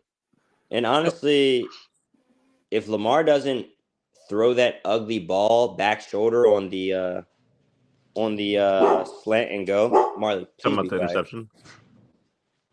On the slant and go that Odell caught, the back shoulder one. Oh, yeah. Odell probably scores on that too. Yeah, he does. He does. And to be fair, I mean, I think it was a deep one that got picked off there. He actually had his guy beat. If he just hit him in stride, it would have probably been a touchdown. But he didn't really hit him in stride. He threw behind him, and the defensive back was able to make up for the ground and pick the ball off. If not for that, Odell might have had 3. Yeah. So moving on real quick to the other early games, the Bears upset the Lions 28-13. Not just an upset, they kind of beat the shit out of them. They whooped him. What the? Yeah. Is Detroit, are Detroit frauds? Because it's looking more and more like Detroit might be frauds. Because Yeah, they're frauds. Yeah, they have. This is their second loss in their last. And I was like, they're not frauds. Yeah, I take that back. This is their second loss in the last 3 weeks. I apologize. Something just randomly came up that is an emergency, and I'm gonna have to exit off of here. No problem, my man. All right, man. Be safe. All right. Have a See you good next time. All right, see you, 40. All right, well, Well, it's you and just me us now. two. Let's finish it off strong. Yeah, All right, Lions are looking like frauds. Yeah, this is interesting to me. I heard someone else talking about this. They talked about, I think I brought up last week, like, where's outside of the week 1 win over the Chiefs, where's their convincing win? They whooped. haven't had one. They beat the Seahawks. They lose the Seahawks. Then they beat the Falcons. They beat a Packers team that was terrible at the time. They beat the Panthers. They beat the Bucks. They get whooped by the Ravens. They beat the Raiders. They squeak out a win against the Chargers. They do beat the Bears once, but not by too much. It hasn't been Packers beat convincing them at all. No, but yeah, they don't have a convincing win against a really solid contender here. That makes me think they can really go all the way. So, are they frauds? Yeah, I think they are frauds. They're probably still going to win the North just because the Packers lost this week, and I don't see anyone else in the North making a real run because all those teams are kind of funky. But they definitely this week was proof that proof that the Lions are probably a one and done in the playoffs. It's a shame. Who can they beat in the playoffs if they haven't had a convincing win in the regular season? That's all I'm saying. I don't think they will because the NFC is so top heavy. Like no matter what, they're going to probably lose. And the way I see are they this beating Philly or Dallas or San Francisco? No way. They are trending in the right direction. They're definitely looking more and more like a team that down the line will be able to contend. But I see this team more as a one-off team, probably, which is a shame. It is a shame. I would really like for them to start to kind of build off this, but keep in mind next year they're going to get that first place schedule because they're still probably winning the division. Yeah. I don't know, man. I'd love to see them do well. I want to root for them. I want to believe, but I do too. We don't even really have to talk about this game, but the Saints beat the Panthers. Derek Carr looked good. I will say, Bleacher Report did something really funny with Gridiron Heights this week and related to the Saints. They did a whole show called their whole episode about the B team and brought up all the backup quarterbacks who have been taking over. And they had them all. They had like Gardner Minshew was in there, Josh Dobbs, Jake Browning. They're all in a van getting ready for the mission, and it's just Jameis Winston. It's like, yeah, we're gonna go in there. We're gonna eat a deli, and they kick him out. That's funny as hell. They kick him out. Jameis Winston's a clown, man. He is a clown. Panthers, though, it can't get much worse. And unfortunately, Bryce Young, I saw a report somewhere on Twitter that Bryce Young said that he's not having fun playing football anymore, which, great. The Panthers just ruined the number 1 pick in the draft. I mean, to be fair, not having fun anymore. It's your job. You're getting paid. It's sad to hear that for sure, but at the same time, what do you expect from a 1-12 team? A starting quarterback of a 1-12 team? Of course, he doesn't. What's crazy is that he's not having fun. What's crazy is they actually outgained the Saints in total yards by over 100 yards, and they still got blown out. So, really, yeah. There's something different. There's something bad. I mean, they're far and above the worst team in the league right now. Oh yeah. Now, the AP started their story on this next game saying The brand of football these two teams played on Sunday set the NFL back 16 years. Oh Let's my God, talk I could already about tell. let's talk about the greatest game we've ever seen. Vikings 3, These Raiders Raiders 0. 0. Discuss. What's there to discuss, dude? Honestly, I don't have anything to say. Like, everything was embarrassing about this game. I think Dobbs got benched. Dobbs has been benched. Nick Mullins will start. I think we're gonna Nick break Mullins, the record. woohoo! We're gonna break the record for most different starting quarterbacks across an entire league in one season. That'd be funny. That'd be nice to break. Yeah, I don't know, man. What is there to even discuss? I mean, I guess I could be like, y'all don't. What about those old Army Navy games? This is football at its best. Army And you're like, Navy at least actually came down to the wire and a goal line stand. So and they're not usually 3-0. yeah. But, This is the first 3-0 final score since Monday Night Mud when the Steelers beat the Dolphins in 2007. But that game at oh least had my the excuse God. that the field was unplayable. Yeah, this one, it really. I like what the Associated Press said about it. It was just, this game set the game back decades. That's funny.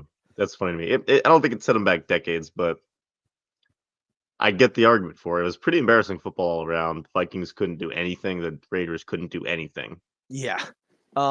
Raiders were held to just 34 yards for rushing. Vikings were held to just 66. Don't even get me started on their passing yardage. This was just bad in general. What was it? What was their passing yards? I'm so curious. Let me pull it up. Vikings had a combined total 99 passing yards. The Raiders had 146, so they were a little bit better. Raiders were held to just 56 yards rushing. Excuse me. Vikings actually managed to churn out 132 yards. It's hard. I think it was just both teams' defenses just played the greatest games they've ever played. It really just felt like that. Like there weren't were there a ton of turnovers? Not really. No, a lot of punts. Yeah, I mean the Raiders committed 3 turnovers, but that's about it. The Vikings didn't. It was just really good defense and bad offense. I think it's more indicative though, and of like I want to say a syndrome that a lot of NFL teams have had, in that opposing coaches keep over analyzing and overthinking their opponents to the point that their game plans are so convoluted that they just come out and they play flat. I think it's kind of I think you can kind of see examples of that in players not, throwing to their best position players, like the Falcons not using Kyle Pitts or Bijan Robinson because they're overthinking. Yeah. They're like, well, they would think that we would throw to them, but instead we're going to throw it to these third stringers. It's like, no, God, you're supposed to use them. Urinating Tree actually had a piece on this last year. I think it was after a Ravens-Bengals Sunday night game that was really ugly, where he was like, why can't these teams just play football? Why do they always have to try and outthink and outmaneuver the other? Because it's all leading to bad product. This is the ultimate form of that. Two teams that are just so overanalyzed each other to the point that when they actually go to play, nobody can do anything because they cancel each other out. Because they're not trying to play football, they're trying to play against each other, instead of just going out there and actually playing the game, if that makes sense. It makes complete sense, and it's also worth noting that Joshua Dobbs does not seem to perform well in structure. You can pick him up off the street and give him the ball, give him a simple game plan. He'll actually execute it fairly well. The first 2 games in Arizona this year, first 2 games in Minnesota this year. Every other game he's been bad. It seems like when you put an actual structured offense around him, like you said, like with this overcomplicated stuff, he's just can't operate it. Not maybe he can't operate it, but he's not doing it well. I don't see why you need to do this. I don't know why you need to overanalyze your opponent. Yeah. Excuse me. I'll tell you a team who doesn't overanalyze their opponent, the 49ers. They took care of business against Seattle. Pretty good. Yeah. Solid, convincing win. Another one. He's buying away the best team in the league again, just like they were at the beginning of the year. Remember, like week 3 through 6 before they started dropping those 3 games in a row. We were like they're the best team in the league by a gap, and we were shocked when they lost. I'm back to there again. I think they are easily the best team in the league. Now, with that being said, we have to talk about a quarterback for the Seahawks who, I'm looking at this performance and thinking, man, Drew Lock's kind of coming into his own, guys. Okay. I said it. Let's do it. I can die happy now that I finally said it on the podcast for the first time and probably since the first couple of episodes. getting to say that Drew Lock is coming into his own. Hey, I cannot 22 of 31, 269 yards, 2 touchdowns, 2 picks. I mean, Yeah, the two it's coming into his zone, throwing 2 interceptions again. Yeah, Drew Lock's really coming into his own. For reference, for reference to the audience, he used to say this all the time, and he used to mean it back when Drew Lock was terrible in Denver, but he'd have like good numbers and they'd win a game. This guy said that like the first 2 games that he started or something, like they won one of them, and it's like, if you didn't watch the game, you might make the mistake of thinking Drew Lock is coming into his own. And it's just been an unending joke between us ever since. And he's, unfortunately for you guys, he's brought it onto the audience. He's brought it onto the podcast to bring you all into it. I'm very sorry for the loss of your ears and everything for that. It's just brutal. You hate to see it. We will get to this, Yoni, because that is something I did want to talk about. That fucking hairline, my God. Oh, why you gotta go after man's hairline? I don't want to talk about this. I don't want to talk about this next game, so I'll just skip over it real quick. Drew Lock is not yet coming into his own. I don't believe it yet. I'm just. I was talking about the Chiefs Bills game. No, we got to talk about that. We will. I just last note onto. Real quick shout out to the Broncos getting the win over the Chargers. Justin Herbert is out for the season with a broken finger, I believe. So Easton Stick will be the starter now. I love Easton Stick. He's a great player. I'm really looking forward to him carrying. I've always thought he's been better than Herbert. I'm looking forward to seeing him carry the Chargers to actual success. And obviously, I'm joking. They're done for the whole year. No matter now that Justin Herbert can't try and disguise Brandon Staley's interesting coaching, they're gonna plummet. I think. No offense to Easton Stick. No, but at the end of the day, you're right. Is Easton Stick. All right. Buffalo, Kansas City. I'll get the first thing out of the way real quick. The Chiefs have nothing to blame but themselves. Kansas City has been playing like trash the last couple of weeks. They have lost 4 of their last 5 games. The big issues seem to be that their receivers can't catch the ball. They refuse to establish a running game, even though they've got a really good running back in Isaiah Pacheco, although he was hurt this week, so I'll give them a pass on that. Their defense has been allowing big plays, which they weren't through the first half of the season. They can no longer be relied on. And Kadarius Toney's a fucking idiot. Look, even as a Chiefs fan, I'll be the first to say, yeah, he stepped out. He was offsides. As incredible as that play was, there was the right call to call it back. And Patrick Mahomes losing his shit on the sideline and like lunging at a ref and having to be held up is a terrible fucking look for the Chiefs. Like Kansas City, the reason the Chiefs have been so successful over the last couple of seasons, why they've been able to sustain this dominance over the rest of the league, is that they've been able to keep their cool under pressure. You know. And now this season they find, and I will admit, as a Chiefs fan, they have gotten lucky with some bad calls in the past. They also have gotten screwed by calls. Super Bowl 55 is a great example of that, where they got they got ref balled to death. Okay, the ref bowl, and also, I mean, I know Eagles fans are eager to bring up the Super Bowl again this year. I will point out again to stop whining about that, because the Chiefs still had more going against them overall from the refs. That was, in my opinion, BS. In that game than the Eagles did, including a bunch of Lane Johnson false starts that for some reason just never get called. With all that being said, it is not a good look for the Chiefs for Patrick Mahomes to lose his cool like that. And I understand that human emotions are a big part of the game, and I get it. Like, if you guys have watched episodes of the show, you know how much I hate referees. You know how much you know that you guys know that I've said on the show before that if an NFL player gets fed up and just socks a ref for making a bad call, or in any sport, like I didn't see shit. You guys know that. You guys know how much I hate refs. I'm not advocating for violence against refs, obviously, but if an NFL player were to sock a ref, I would be like, all right, well, I understand why he was. It would be understandable why that frustration was there. I'm not condoning it. I'm just saying it is understandable why somebody would lash out like that. But with that being said, you keep bringing this up. No. Okay, let me rephrase, because I'm trying to make the point without seeming like a psychopath. If somebody, I'm not condoning violence against referees. What I'm saying is that if a player were to turn on a ref and get physical, it is understandable why they would want to do that. I'm not saying they should do that. And the fact that Patrick Mahomes had to be held back for ref is extremely concerning. Like, bro, I know we're all mad, and I know it's all in our dream. It's all in our dream to see. That's exactly what you're describing, though. You're describing that It's exact hard. scenario and then saying Okay, I'm it's not a trying good not look. to. It's Look at him try. Look at him trying to freaking dodge lasers right here. it's hard. I'm not okay. Like, because I know this is probably a horrible look. It's like, Beer Batter Sports host Isaac believes that referees should be attacked. No, I'm simply just doesn't like saying that zebras. it's understandable why players would be frustrated to the point that they might want to lash out at a referee physically. That's what I'm trying to say. It is understandable why. I am not saying they should. I am not saying that I want that to happen. I'm simply saying I could see why some players emotions would get the better of them with some of those calls. But this is not an example of that. Put my head behind that. I can agree with that too. And Okay. yeah, like you said, I don't think the question is. I mean, it was, but I don't think the question should be whether or not he was offside. He was very clearly offside. He was talked offside. about it all day on ESPN. I mean, that's all they talked about Tuesday and Monday is just how offsides he was.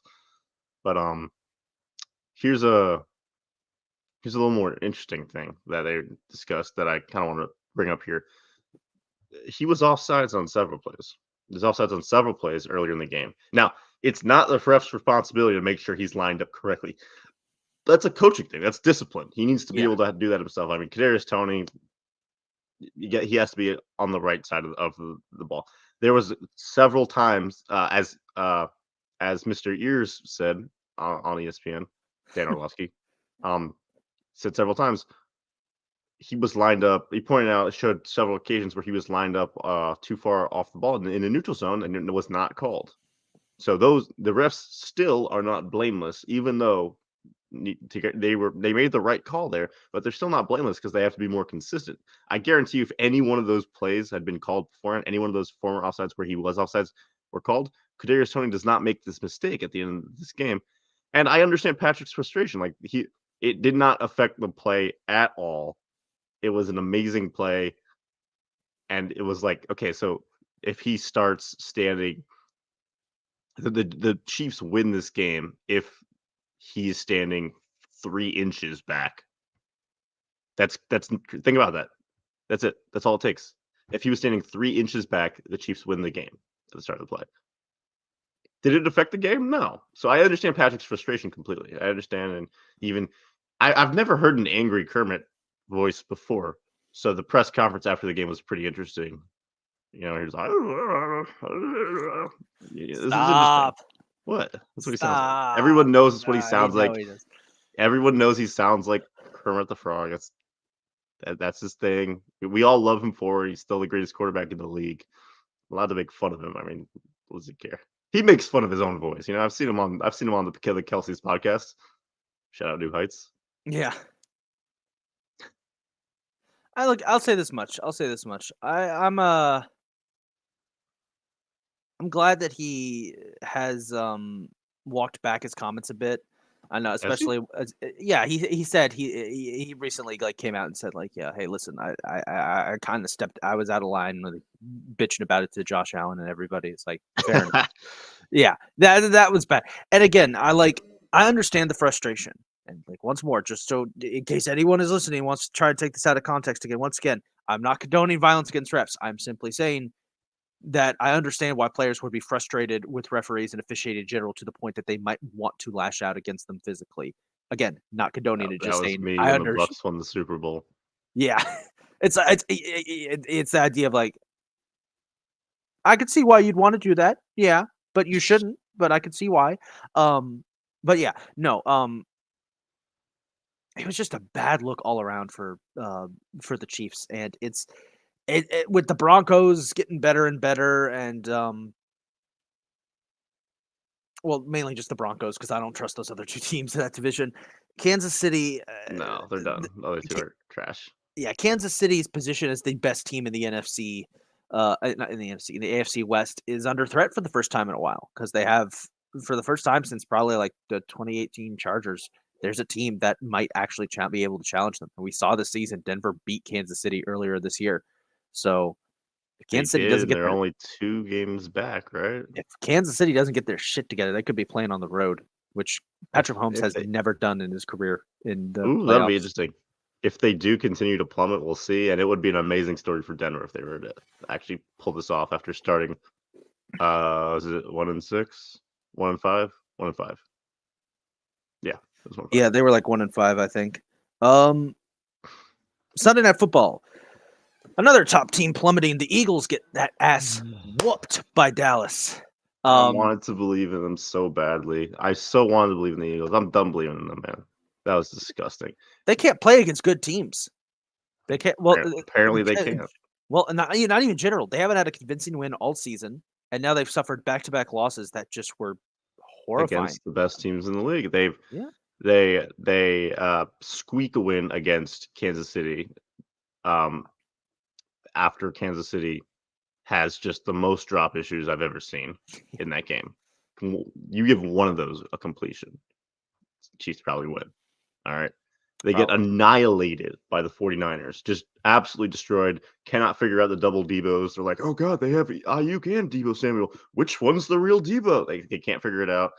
No one can figure out double Debos. The defense turned into an embarrassment, especially their linebackers. I don't know if you saw that. I'm still not over that game. I know it was like 2 weeks ago, but just the way Debo just cut right through a linebacker, he had him, and he's just too slippery. It's just funny to see me. My goodness. But then even then, I took them to win this game. You guys both knew. You said it's Dallas. The Eagles couldn't beat me, to quote my boss. But I still assumed, you know what? It's Dallas. Dallas plays bad against good teams. The Eagles, regardless, are still good. They're going to pull off a win because Dallas will mess up more. Update: Dallas did not mess up more. They beat the Eagles handedly. Like, they whooped them. Dallas is legit. Dallas is legit now. I know I'm late to the party because everyone's already seen that, but now this to me is the most convincing win. The Eagles are a top 5 team, and I still think they're a top 5 team. There's a gap between them and Dallas. Dallas is the second or third best team in the league right now, and it's going to be them and the 49ers fighting for the NFC. I think they are truly. That was a great showing from Dallas against the Eagles, because the Eagles, at the end of the day, like as much as we're clowning on them a little bit, they are a fantastic team loaded with stars, and for Dallas to beat them this convincingly just goes to show you how serious they are. Now on the Eagles side, what the fuck was that? What is going on? What is going on? Well, I'll tell you this much. Kylie and I were watching that game at work, and after Jalen Hurts fumbled the first time, Kylie angrily slammed whatever she was doing down on the table, turned off every TV in the store. We didn't have any customers in, but I imagine she would have done the same, and proceeded to call Jalen Hurts an overpaid. I cannot say the following words because it was bad. What was the following word? Nothing like that. Nothing like that. I know what I probably implied. I know what I probably just implied. Yeah, nothing like that. Nothing like that. No, she just called him an overpaid son of a bitch. Okay, I figured I was shared running back, and maybe like said on the level. And maybe said some things that I was like, Kylie wouldn't do that, but I was like, yeah, we have to clarify that she wouldn't do that because not everyone knows Kylie. No, I mean, she did say some really nasty things about him and his mother, but that's normal Philadelphia Eagles fan. Yeah, that was it. It was more. I can't really say it because I don't understand Philadelphians and Delco people when they get that angry, because it just devolves into some. It devolves into some primordial Delco meat slapping sounds of like, Weapon X wouldn't have done that, something like that. What's that sound I just heard? I don't know. That's my impression of an angry Philadelphia sports. By the way, shout out to all the Philadelphia sports fans who follow the Fired Up Sports Network. We love you guys. Please don't kill me. But yeah, no, it was. I think the Eagles are finally getting exposed. They haven't won a game convincingly all season. We knew they were a little fraudulent, right? Because they were like, oh, this. For 10-1, I mean, they're not winning convincingly even against bad teams, so it makes sense they would get exposed. Are they this year's 2020 Steelers? No, and I'll tell you why. Because they're better than them. Okay, that is the only reason why. But dude, 2020 Steelers were not beating those Chiefs, bro. Like, wasn't gonna happen. Anyway, I don't know, man. Eagles, you got to figure this out. Otherwise, you're going to be looking at a wild card spot. They have ways they need to. Man, I do want to. This is gonna. So you said our network is controlled entirely by Philadelphia fans at the Fired Up Sports Basically. Network. Basically. Hi, Mike, if you're listening. Hey, Mr. Mike. Never mind. What were you gonna say? I was maybe going to hint that an offense should maybe be a little bit more than just tush push, and that maybe that shouldn't be 35% of your playbook. But I see the dangers to that. And No, thus what have I'm you not done? saying that. I'm just not saying that. No, they're gonna come for us now. We gotta hide. No, it's We fine. gotta We're go, gonna be- man. We gotta we're hide. completely safe. Oh, hey, shit! My Shit. camera went off. Oh, Shit, we gotta go. just kidding. Oh, I did need to stand up and stretch though. Oh, I hope everyone is enjoying the super long episode. There was a lot to talk about, and Yeah, we there is. wanted to cover it all. But yeah, they're coming for us now. I hope you understand that. Sorry, Mike. I didn't say it, to be fair. I could actually go on to like a 5-10 minute spiel about that. But I will say, I'm not saying their offense is entirely tush push. I'm just saying they do seem to rely on it a lot, and it can't always save them out of trouble. But in that situation, it is, when you have one of the best O-lines in the league, if not the best, and a quarterback that's just phenomenal at doing that, I get why they do it. Don't get me wrong. Yeah. Just saying. I mean, tush push didn't beat Dallas. Tush push didn't So, beat the 49ers. so let's wrap up this week. Talk about Week 14 with the Monday Night doubleheader. Two big upsets. Giants take down the Packers with the new national sensation Tommy Cutlets, Tommy DeVito. All I'm gonna say on this is that the Giants have an identity now. Yeah, And it's I don't want to see hilarious. Daniel Jones ever touch the football field again. The Giants are embracing that they are. But hey, listen, you see that they had Saquon Barkley mic'd up, and even he's getting into it. Like the Giants players are fully embracing the idea that hell yeah, we can be led by this Italian kid who still lives at home with his mom, and It's is all so about those funny. chicken cutlets. But it works because Tommy DeVito. I mean, he's actually pretty good. Yeah, it's so I'm not going to even say anything like it now. Hold on a minute. Let's all take a look back. And I'm not going to even do that to try and ruin the fun in any way. You probably could, but consider where the Giants are coming from. They're like one of the 3 worst teams in the league right now. Okay. This kid Not brings anymore. excitement. And no, they're not anymore. They're up there. They're up there at around probably the 25, 26 range. I mean, they're better. They're definitely better. There's still not an amazing team, but Yeah. Let's just break down the quarterback recap a little bit for them. Okay, so they pay Daniel Jones how much per year? 40 Too million? much. Too much. Like 40 million per year, something like that. Overpaid, ridiculous. Everybody knew Daniel Jones was not worth that much. But the only arguments I heard for that contract were, well, he's better than nothing, and you have to get your guy. I don't agree with that at all, and especially I don't think it's warranted at all. But anyway, he sucks. He continues to suck. Shout out that one clip of from a couple of years ago where Jamal Adams ran up to him and stole the ball from him and just ran it into the end zone. I love that. Love clip. that clip. It's one of my much. favorite clips. It's that and Doomerville coming unblocked and just nailing Brady and the shot through the heart. I'll send that over later. But yeah. So Daniel Jones, he sucks. He gets nailed because Giants O-line is worse than the Commanders O-line. He goes out. Tyrod Taylor comes in. Tyrod Taylor is 32, has never really worked out, despite the fact that everyone kind of knows he's pretty good. But he's never worked out. He's never been given his chance by the NFL. And guess what? He's instantly better. He's instantly better than Daniel Jones. Now he gets hurt, and they put in Tommy DeVito, someone who they picked up off the street. And he's so much fun and more exciting that Taylor is healthy again. And they're like, we're going to have fun with this Tommy DeVito kid because it's more entertaining and we can do more things. And yeah, he'll make more mistakes than Tyrod Taylor, but he's also willing to do things that Tyrod won't, like just have fun and just try and ball out there and everything like that. It's a kind of mentality that, as you said, all of Big Blue is trying to get behind. They all love this. They all love they're like they've kind of adapted like the Eagles mentality a little bit. They're like, we're the underdogs. We're gonna go up there and flail around a little bit and sometimes win a football game. I mean, and it's weird. The Giants have been missing that identity since the Eli Manning days. On, man. They had that identity. they had that identity during those 2 Super Bowl runs of like the ultimate underdog team. Like the odds were stacked against them. They're going up against, a Patriots team that is one of the greatest dynasties ever, and they beat him both times. They haven't really had that identity since then. They were the giant killers. They were like, but their identity since then is like strictly the giant killers. They had a solid team that could make the wild card, make the playoffs every year. But Eli never won a playoff game outside of those 2 Super Bowl runs where he beat Brady in the Super Bowl. Did not win one. He made it a couple times. Did not win one. After that, their identity was they're the derp team. They just derp around and they suck. And then there's that clip of Eli. There's that like screenshot of Eli Manning on the ground, just going, "Why am I on the ground?"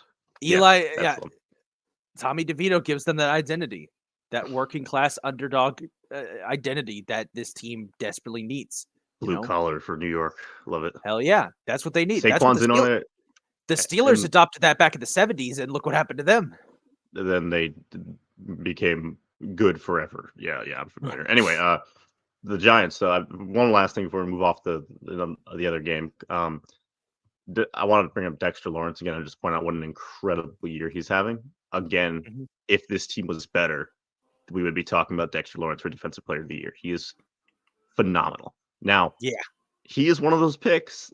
I wasn't on any kind of podcast back then because you and I were in college. But when he was picked, this was memed a lot, including by myself, because this is one of those Dave Gettleman picks. He drafted Saquon second overall, took Daniel Jones 6th overall, and took Dexter Lawrence 17th overall. And Dexter Lawrence is a run defending nose tackle. They had just signed Snacks Harrison. It didn't look like a good move. Everyone was like, what are they doing? Well, his career trajectory has been different. He's been he's become a pass rusher. He's pushed the pocket back, and he's been doing that. He's been more and more, and he's just gotten better and better and better. And now he's playing better than Aaron Donald this year. That's not nothing. That's incredible. It's worth talking about. I think it's worth mentioning on the podcast. It's like, shout out to Dexter Lawrence. Put some. I thought I said DeMarcus Lawrence for a second. Put some respect on his name. Dexter Lawrence is killing it. The Packers, they dropped this game, and I don't know if they drop it or if the Giants just kind of sneak one by them. But the Packers were looking really good. Jordan Love was really looking good last couple of games. This game was not. They didn't really show it a lot, and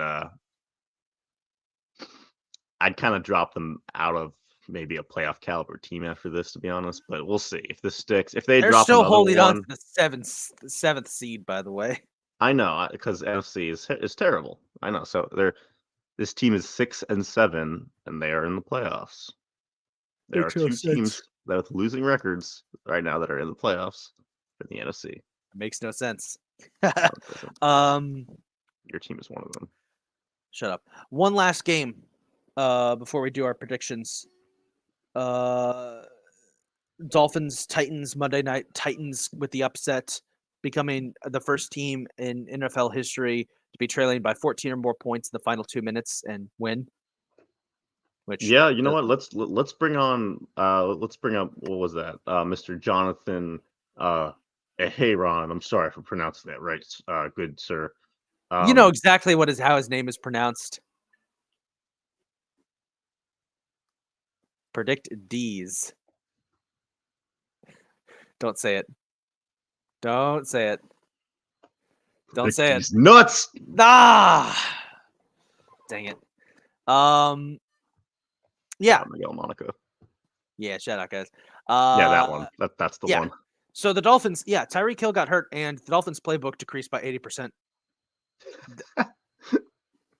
Yeah, it's So this is something. Is he healthy? Tyreek, I don't know. I think he hurt his ankle. I think he's questionable. But this is something that Yoni brought this up in response to my whole thing about how teams are getting way too technical and are not using their big stars because they're trying to overthink and overanalyze everything. Counterpoint. That's a good counterpoint. They run their star too much and he gets hurt and they get exposed for that being their entire playbook. There is something to that. I won't even lie to you. I'm not saying the Dolphins are fraudulent. They're an excellent team, 9-4. I think they're a 9-4 team that kind of fits the record. I don't think they're fraudulent. I think 9-4 is where they are. They're not the best team in the league. They are very good. But No, they're not. I don't want to say the word gimmicky. They're not the they're not other teams. But careful now. The this is, are you gimmicky if you have a left-handed quarterback? No, I'm just kidding. I'm not racist against left-handed quarterbacks. They're left-handed quarterbacks are people too. Isn't it? I don't think it's racist to be against left-handed quarterbacks. Isaac casually showing his racism towards left-handed quarterbacks. No, it's okay. Dolphins are funny. They're just solid. Tyreek Hill is, in my opinion, as long as he still has his speed, will always be the most valuable wide receiver in the league, simply because you can't really do anything about it. It's weird because these are the best athletes in the world and they need to be as fast as they can. And so it's weird when you see Tyreek Hill run just a go route. Just run straight. They just tell him, just run straight. And the corner opens up their hips so that they play him correctly. And if this was any other receiver, that would be fine. You would be playing him correctly, but it's Tyreek Hill. So even though you played that correctly, he's still running right by you. His ability just to change every defense is something. So I get why the Dolphins used him as much as they did. And of course, it's worth noting he still is technically on pace to break Calvin Johnson's receiving yard record for a season. So if you can break, Megatron, if you can beat that guy's record, that's something. Yeah. But just a phenomenal. The more I think about Tyreek Hill, it's crazy. You see that one clip of him taking that guy's cell phone in the end zone and switch it to selfie, and just doing a backflip, landing it, and then giving it the phone back to the fan. I love Tyreek Hill, man. He's so freaking fun. Sorry if I seem distracted there for a second. I just got my performance evaluation for this past year from work. I don't know. God, they're so bad. So, the Ultimate, who's a YouTube sensation, the Ultimate says, "Why don't these guys just not get hurt?" I don't know, man. It's an interesting choice that they make when they choose to get hurt. You hate to see it happen. I think it has a lot to do with their work ethic and other things. Obviously not. It's unfortunate. It's a high contact sport. Yeah, that's why they help these guys just not get hurt. They don't really have. Some people have more choice in it than others, but in general, it's outside of their control, which is unfortunate because I would love to see people healthy all the time because we've had so many backup quarterbacks this year, and some people's backups quarterbacks who their starters got hurt, their backups are in. Some teams' backups are hurt. Yeah, it's gotten their backups in there because of the injury. Real quick, I just want to say this: Will Levis has looked really good in this game with that leading that comeback. I just want to say this one last thing before we do predictions. Will Levis broke up with his girlfriend, Gia Duddy, who kind of went viral at the NFL draft because the second Will Levis dropped the second round, like she had this look on her face. She had this look on her face like, I am not marrying a second round pick. Every time that Will Levis and the Titans win, Titans fans will go to Gia Duddy's most recent Instagram post and put Will Levis's stats in the comments. They're just trying to get him married, bro. They're just like, come back. Their quarterback. Hey man, listen, I'm going to say Will Levis. All I'm going to say is this: Gia Duddy is beautiful, but Will, you could do so much better. If she ain't going, like mayonnaise. Will Levis is mayonnaise. That's who he is. Be nice. All right, let's make our game picks for week 15. We got 4 more weeks to determine the playoffs. Pretty much every game this week is crucial, except for this one, Thursday Night Football, Chargers Raiders. I'm going to do something funny. Scoreless tie. I wonder who 40 would have picked here. Yeah. That's. They broke up, right? Yeah, Levis they broke up, and ever since then, Titans fans will put his stats under her page. Just be like, he threw 3 touchdowns to DeAndre Hopkins. You could be having that. Anyway, I could throw 3 touchdowns to Nuke. I could throw 3 touchdowns to DeAndre Hopkins, man. Catches everything. Fair enough. Not to take anything away from Will Levis, but I'm just saying that is funny though. What about the games where you're like, what if he throws 3 interceptions? Are they gonna be like, they don't. Post, he stayed okay. They don't post anything, but she usually posts a thirst trap when that happens. So I'm not complaining. Gia Duddy is is gorgeous. I'm just saying. I'm sure she is. Yeah, Chargers Raiders. Scoreless tie. I'm not picking this game. It's Easton Stick versus Aiden O'Connell. I'm going to take the Raiders, and I think they're going to win 6-0. Yeah, I can see it. Chargers have nothing going for them without Herbert. Their coaching's terrible. Yeah. You put Khalil Mack and Joey Bosa on the same line, and if they still can't do nothing, even at their point in their careers, I mean, come on. I think Khalil Mack is still leading the league in sacks, by the way. I think he is too. That just goes to show you the pressure count matters more. Now this next series of games, the NFL will be having its first slate of Saturday games because we are getting to that point in the season. Ew. Saturday games. They always do this when college football starts their bowl season because there's like 6 bowl games on Saturday and 3 NFL games. Shit, I'm doing like an escape room or something with friends, so I'm not going to be watching any of them, but I'll like tune in. But all 3 of these games are actually pretty interesting. Our first one is Vikings. You are? What? You are? You're doing what? I don't know, something. It's our buddy Austin's birthday, so something's happening. Did you not get the memo? What? Where the fuck's my invite? Kylie! Oh, I just caused an incident. Oh, great. Live on the podcast, Isaac causes an incident by mistake. Friendships are broken. Wow, the disrespect. That's unbelievable. I blame Kylie. Did she not? Okay, we'll talk about this later. We got a show to do. Wow. We're gonna have to whoop Kylie's ass for that one. Vikings Bengals. It's gonna be Nate Mullins versus probably AJ McCarron or Nick Mullins. Wow, I didn't get invited. That's crazy. I'm like, I'm sorry. I didn't know. Relax. If Jake Browning plays, and he plays all right, I think the Bengals are just better. Top 10 anime betrayals. Yeah. I'm picking the Bengals too. The Vikings. The Vikings, I feel like should be better than them, but I just don't think they are. No, they're not better than them. The Vikings are the one team in the end. That's funny. So we'll talk about how the NFC sucks and how every team, only 5 teams have winning records. One of them is the Vikings at 7-6, and they are terrible. So there you go. NFC's dog shit. Yeah, Bengals by. This game, I'm not looking forward to it. Steelers Colts. Give me Indianapolis easily. Don't you dare. Don't you dare. Say the Colts are going to win. The Colts are going to win. Okay, thank God. I'm taking the Colts. Whew, okay. I think I was going to pick the Steelers. No. I don't like them. Boo. Broncos Lions, Saturday Night Football. I'm taking Denver to get the upset here. Detroit are looking more and more like frauds. I think Denver gets the win. I think so too. Denver's coming with more momentum. Detroit hasn't had a convincing win over a winning team. This would be that, I think, if they could do it. I could see them winning, but they've just been, after getting exposed by the motherfucking Bears. No. Yeah. No. Broncos. Sunday's early games, Jets, Dolphins. This one actually is interesting because if Tyreek Hill is questionable, like we said, Miami kind of got exposed last week. I would be willing to bet that the Jets defense could put up a good fight, but I still think the Dolphins get the job done. But I think the Jets. Oh wait, why am I giving the Jets the benefit of the doubt? Miami's going to win easily. Yeah, the Jets. Okay, so hear me out, right? The Jets are bottom 4th team in the league, right? They're one of the 8 worst teams. Dolphins are one of the 8 best. Jets defense is so freaking good. If Zach Wilson plays good football, they actually might have a chance because they're so much better. Like their offense is just garbage. But if he can do it, they got a chance.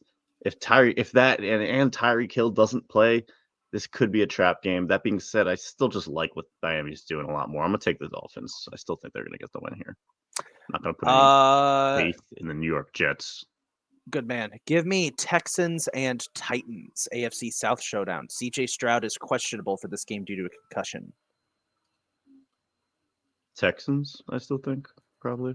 Yeah, Texans probably. I would be very shocked if the Titans pull the upset off and will immediately put stats under Giudetti's latest Instagram post. I kind of want that to happen now. Like, I kind of want that to happen. And then I guess we can start I guess if that does happen, we can start talking about whether the Titans are a little bit better and Will Levis. And I know we didn't really talk much about Will Honestly, Levis. they might because they're We'll doing better than see. they would with Tannehill. We'll see. We'll see. Bucks I'm not saying Packers shit until they beat the Texans. They're gonna lose. Bucks Packers, crucial game for both teams. Packers trying to cling to a playoff spot. Bucks trying to cling to first place in the NFC South. I think the Packers are going to win this one. You're taking the Packers. As much as I would love to say that the Bucks get the upset, I just don't trust Tampa yet to be ready to make those kind of moves. Like you said, like they're probably still going to win the NFC South because it's garbage. But I see the Packers getting the upset here. I mean, the loss to the Giants was crushing, but not season crushing. That's my take, at least. I kind of agree with the take. I think the Packers are better than the Bucks at the moment, but I think the gap is a little bit closer than people might think after the Packers' string of success. This would be a huge, and I mean fucking huge, win for the Bucks if they were to win here. Yeah, if we get the job done, I will. It's gonna. I mean, the Bucks this season. It's been hard to watch the Bucks this season because it's like, it's just we're back to. What the fuck are you talking about? Nothing. I don't have anything. I totally am not setting up a round of Gran Turismo to play after this. Y'all saw totally that, not right? at all. Like y'all saw him. You saw that. You this definitely controller. saw that. Hey, listen, man. By the way, shout out to everyone who stuck around this long. We passed the 2-hour mark. I told y'all this was going to be a big episode. Yeah, sorry. I'll start. Yeah, that was my speeding things along. I'm setting up Gran Turismo because I want to play a couple rounds before I actually have to do stuff today. Because today's my day off, and most of it is going to be devoted to this. How about the Mets? Giants Saints? Ew. Oh wait, I forgot. I'm picking the Packers. I'm picking the Packers. Tommy Cutlets gets it done. Give me Tommy Cutlets. Give me Tommy DeVito. Give me his agent and his family. Give me the most Italian team in the NFL to just the Saints. Yeah, I think I want to point out that the Saints should still win this, and I am taking the Giants to win. Yeah. Shout out the Goldsteins. Falcons Panthers NFC South showdown. That's Atlanta easily. Yeah, Falcons. If the Falcons fuck this up, why would we pick the Panthers? Yeah, why would we pick the Panthers after everything? Bears Browns. This is an interesting one, but if Joe Flacco keeps playing the way that he was last 2 weeks, Browns easily win this one. Although Justin Fields has looked actually pretty good the last couple of weeks too. Browns. Yeah. Chiefs Patriots. Flacco. There's something about Flacco, man. There's something about Flacco. I just like the way he throws that ball. There's actually the Stavros, the Greek comedian, has the whole bit about how there's some like redneck white Baltimore fans who just will say that about Joe Flacco. Whenever you bring up Lamar, it's like, yeah, Lamar's good and all, but there's something about Flacco, man. Lamar's good and all, but that's how you. That Joe Flacco. There's something about him. Chiefs Patriots. I like the way he flacks the ball. Can I quit the podcast? Like, my God. Sorry. I love that so much. I like the way he flacks the ball. Why do I send him the link? I'll take I'm going to go ahead and take, sorry, I'm just moving messy as hell. Hey, those are Christmas presents. I am trying to plug my laptop in because we've been going for so long that it's starting to run out of juice. There we go. Lots of people like juice. Chiefs Patriots. This is getting out of pocket. The Chiefs Patriots. For this game, this is going to be crazy. Chiefs are going to win, but it's going to be extremely uncomfortable, and everyone's going to be mad afterwards because the Patriots are going to make a game out of it. Mark my words. Because the Chiefs are not good.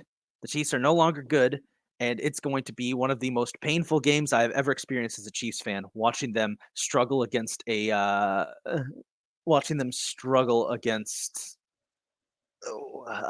Kansas City.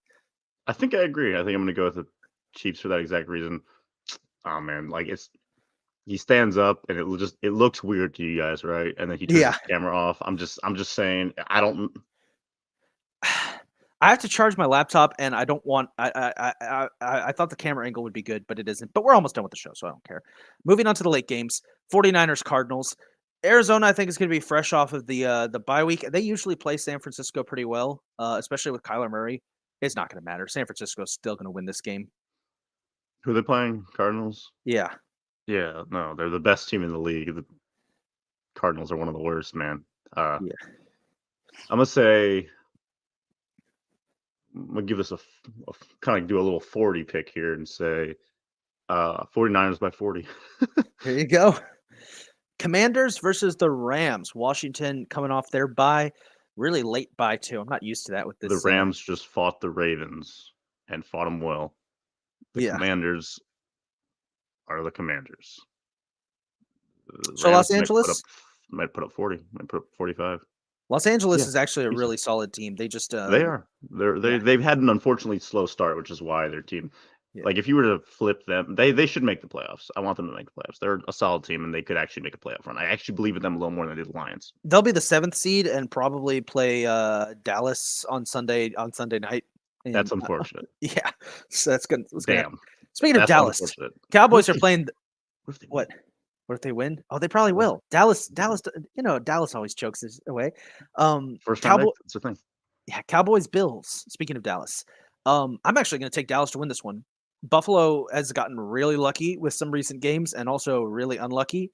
And I just don't see Buffalo making the playoffs at this point with how rough their season has started. So I'm going to take Dallas to get the win.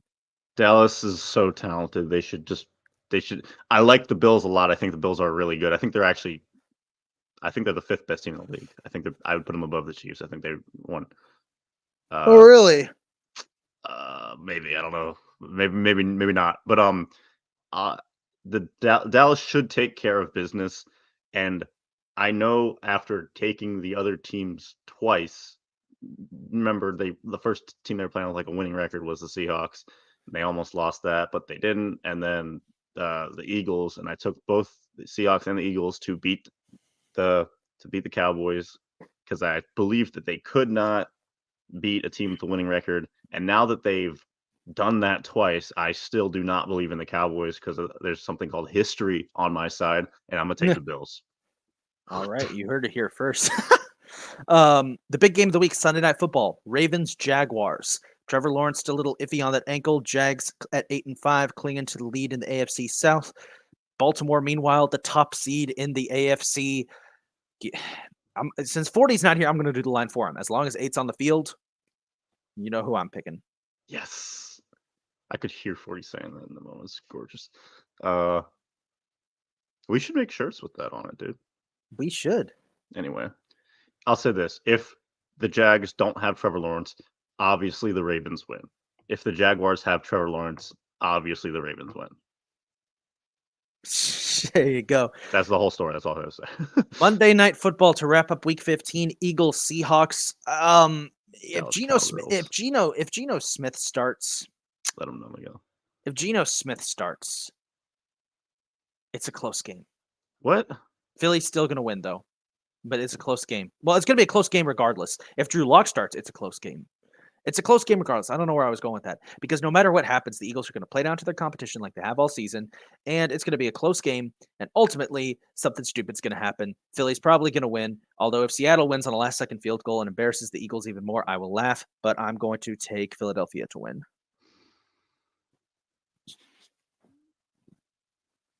Make the pick. Philly. Good man. Yeah. Philly. With that, I have to believe that they can beat the Seahawks, man. Yeah, Seahawks are trash. They're not nearly as good as they were last year. With that being said, that is going to wrap up today's episode of the Beer Battered Sports Podcast. Thank you guys so much for bearing with us for today's massive 2-hour episode. We had so much to talk about. As always, this podcast is a proud member of the Fired Up Sports Podcast Network. Go check out all their other podcasts. Especially our friends over at Go Birds, especially our friends over at Bell Smashers, our old co-host Kylie's podcast. I have no idea what the Seahawk is. I have no idea. What is the Seahawk? You can follow us on all of our socials at bbsports_pod and check out our Twitter bio for merch. The holiday season is coming up. Get yourself a Beer Battered Sports sweatshirt now. What are you doing? Don't wait. They are extremely comfortable. I should know. I have like 5 of them. With that being said, I am Isaac. That's Noam. You guys know Calvin. This is Noam, I've heard. Yes. And we will see you guys for next week's episode. Have a good one.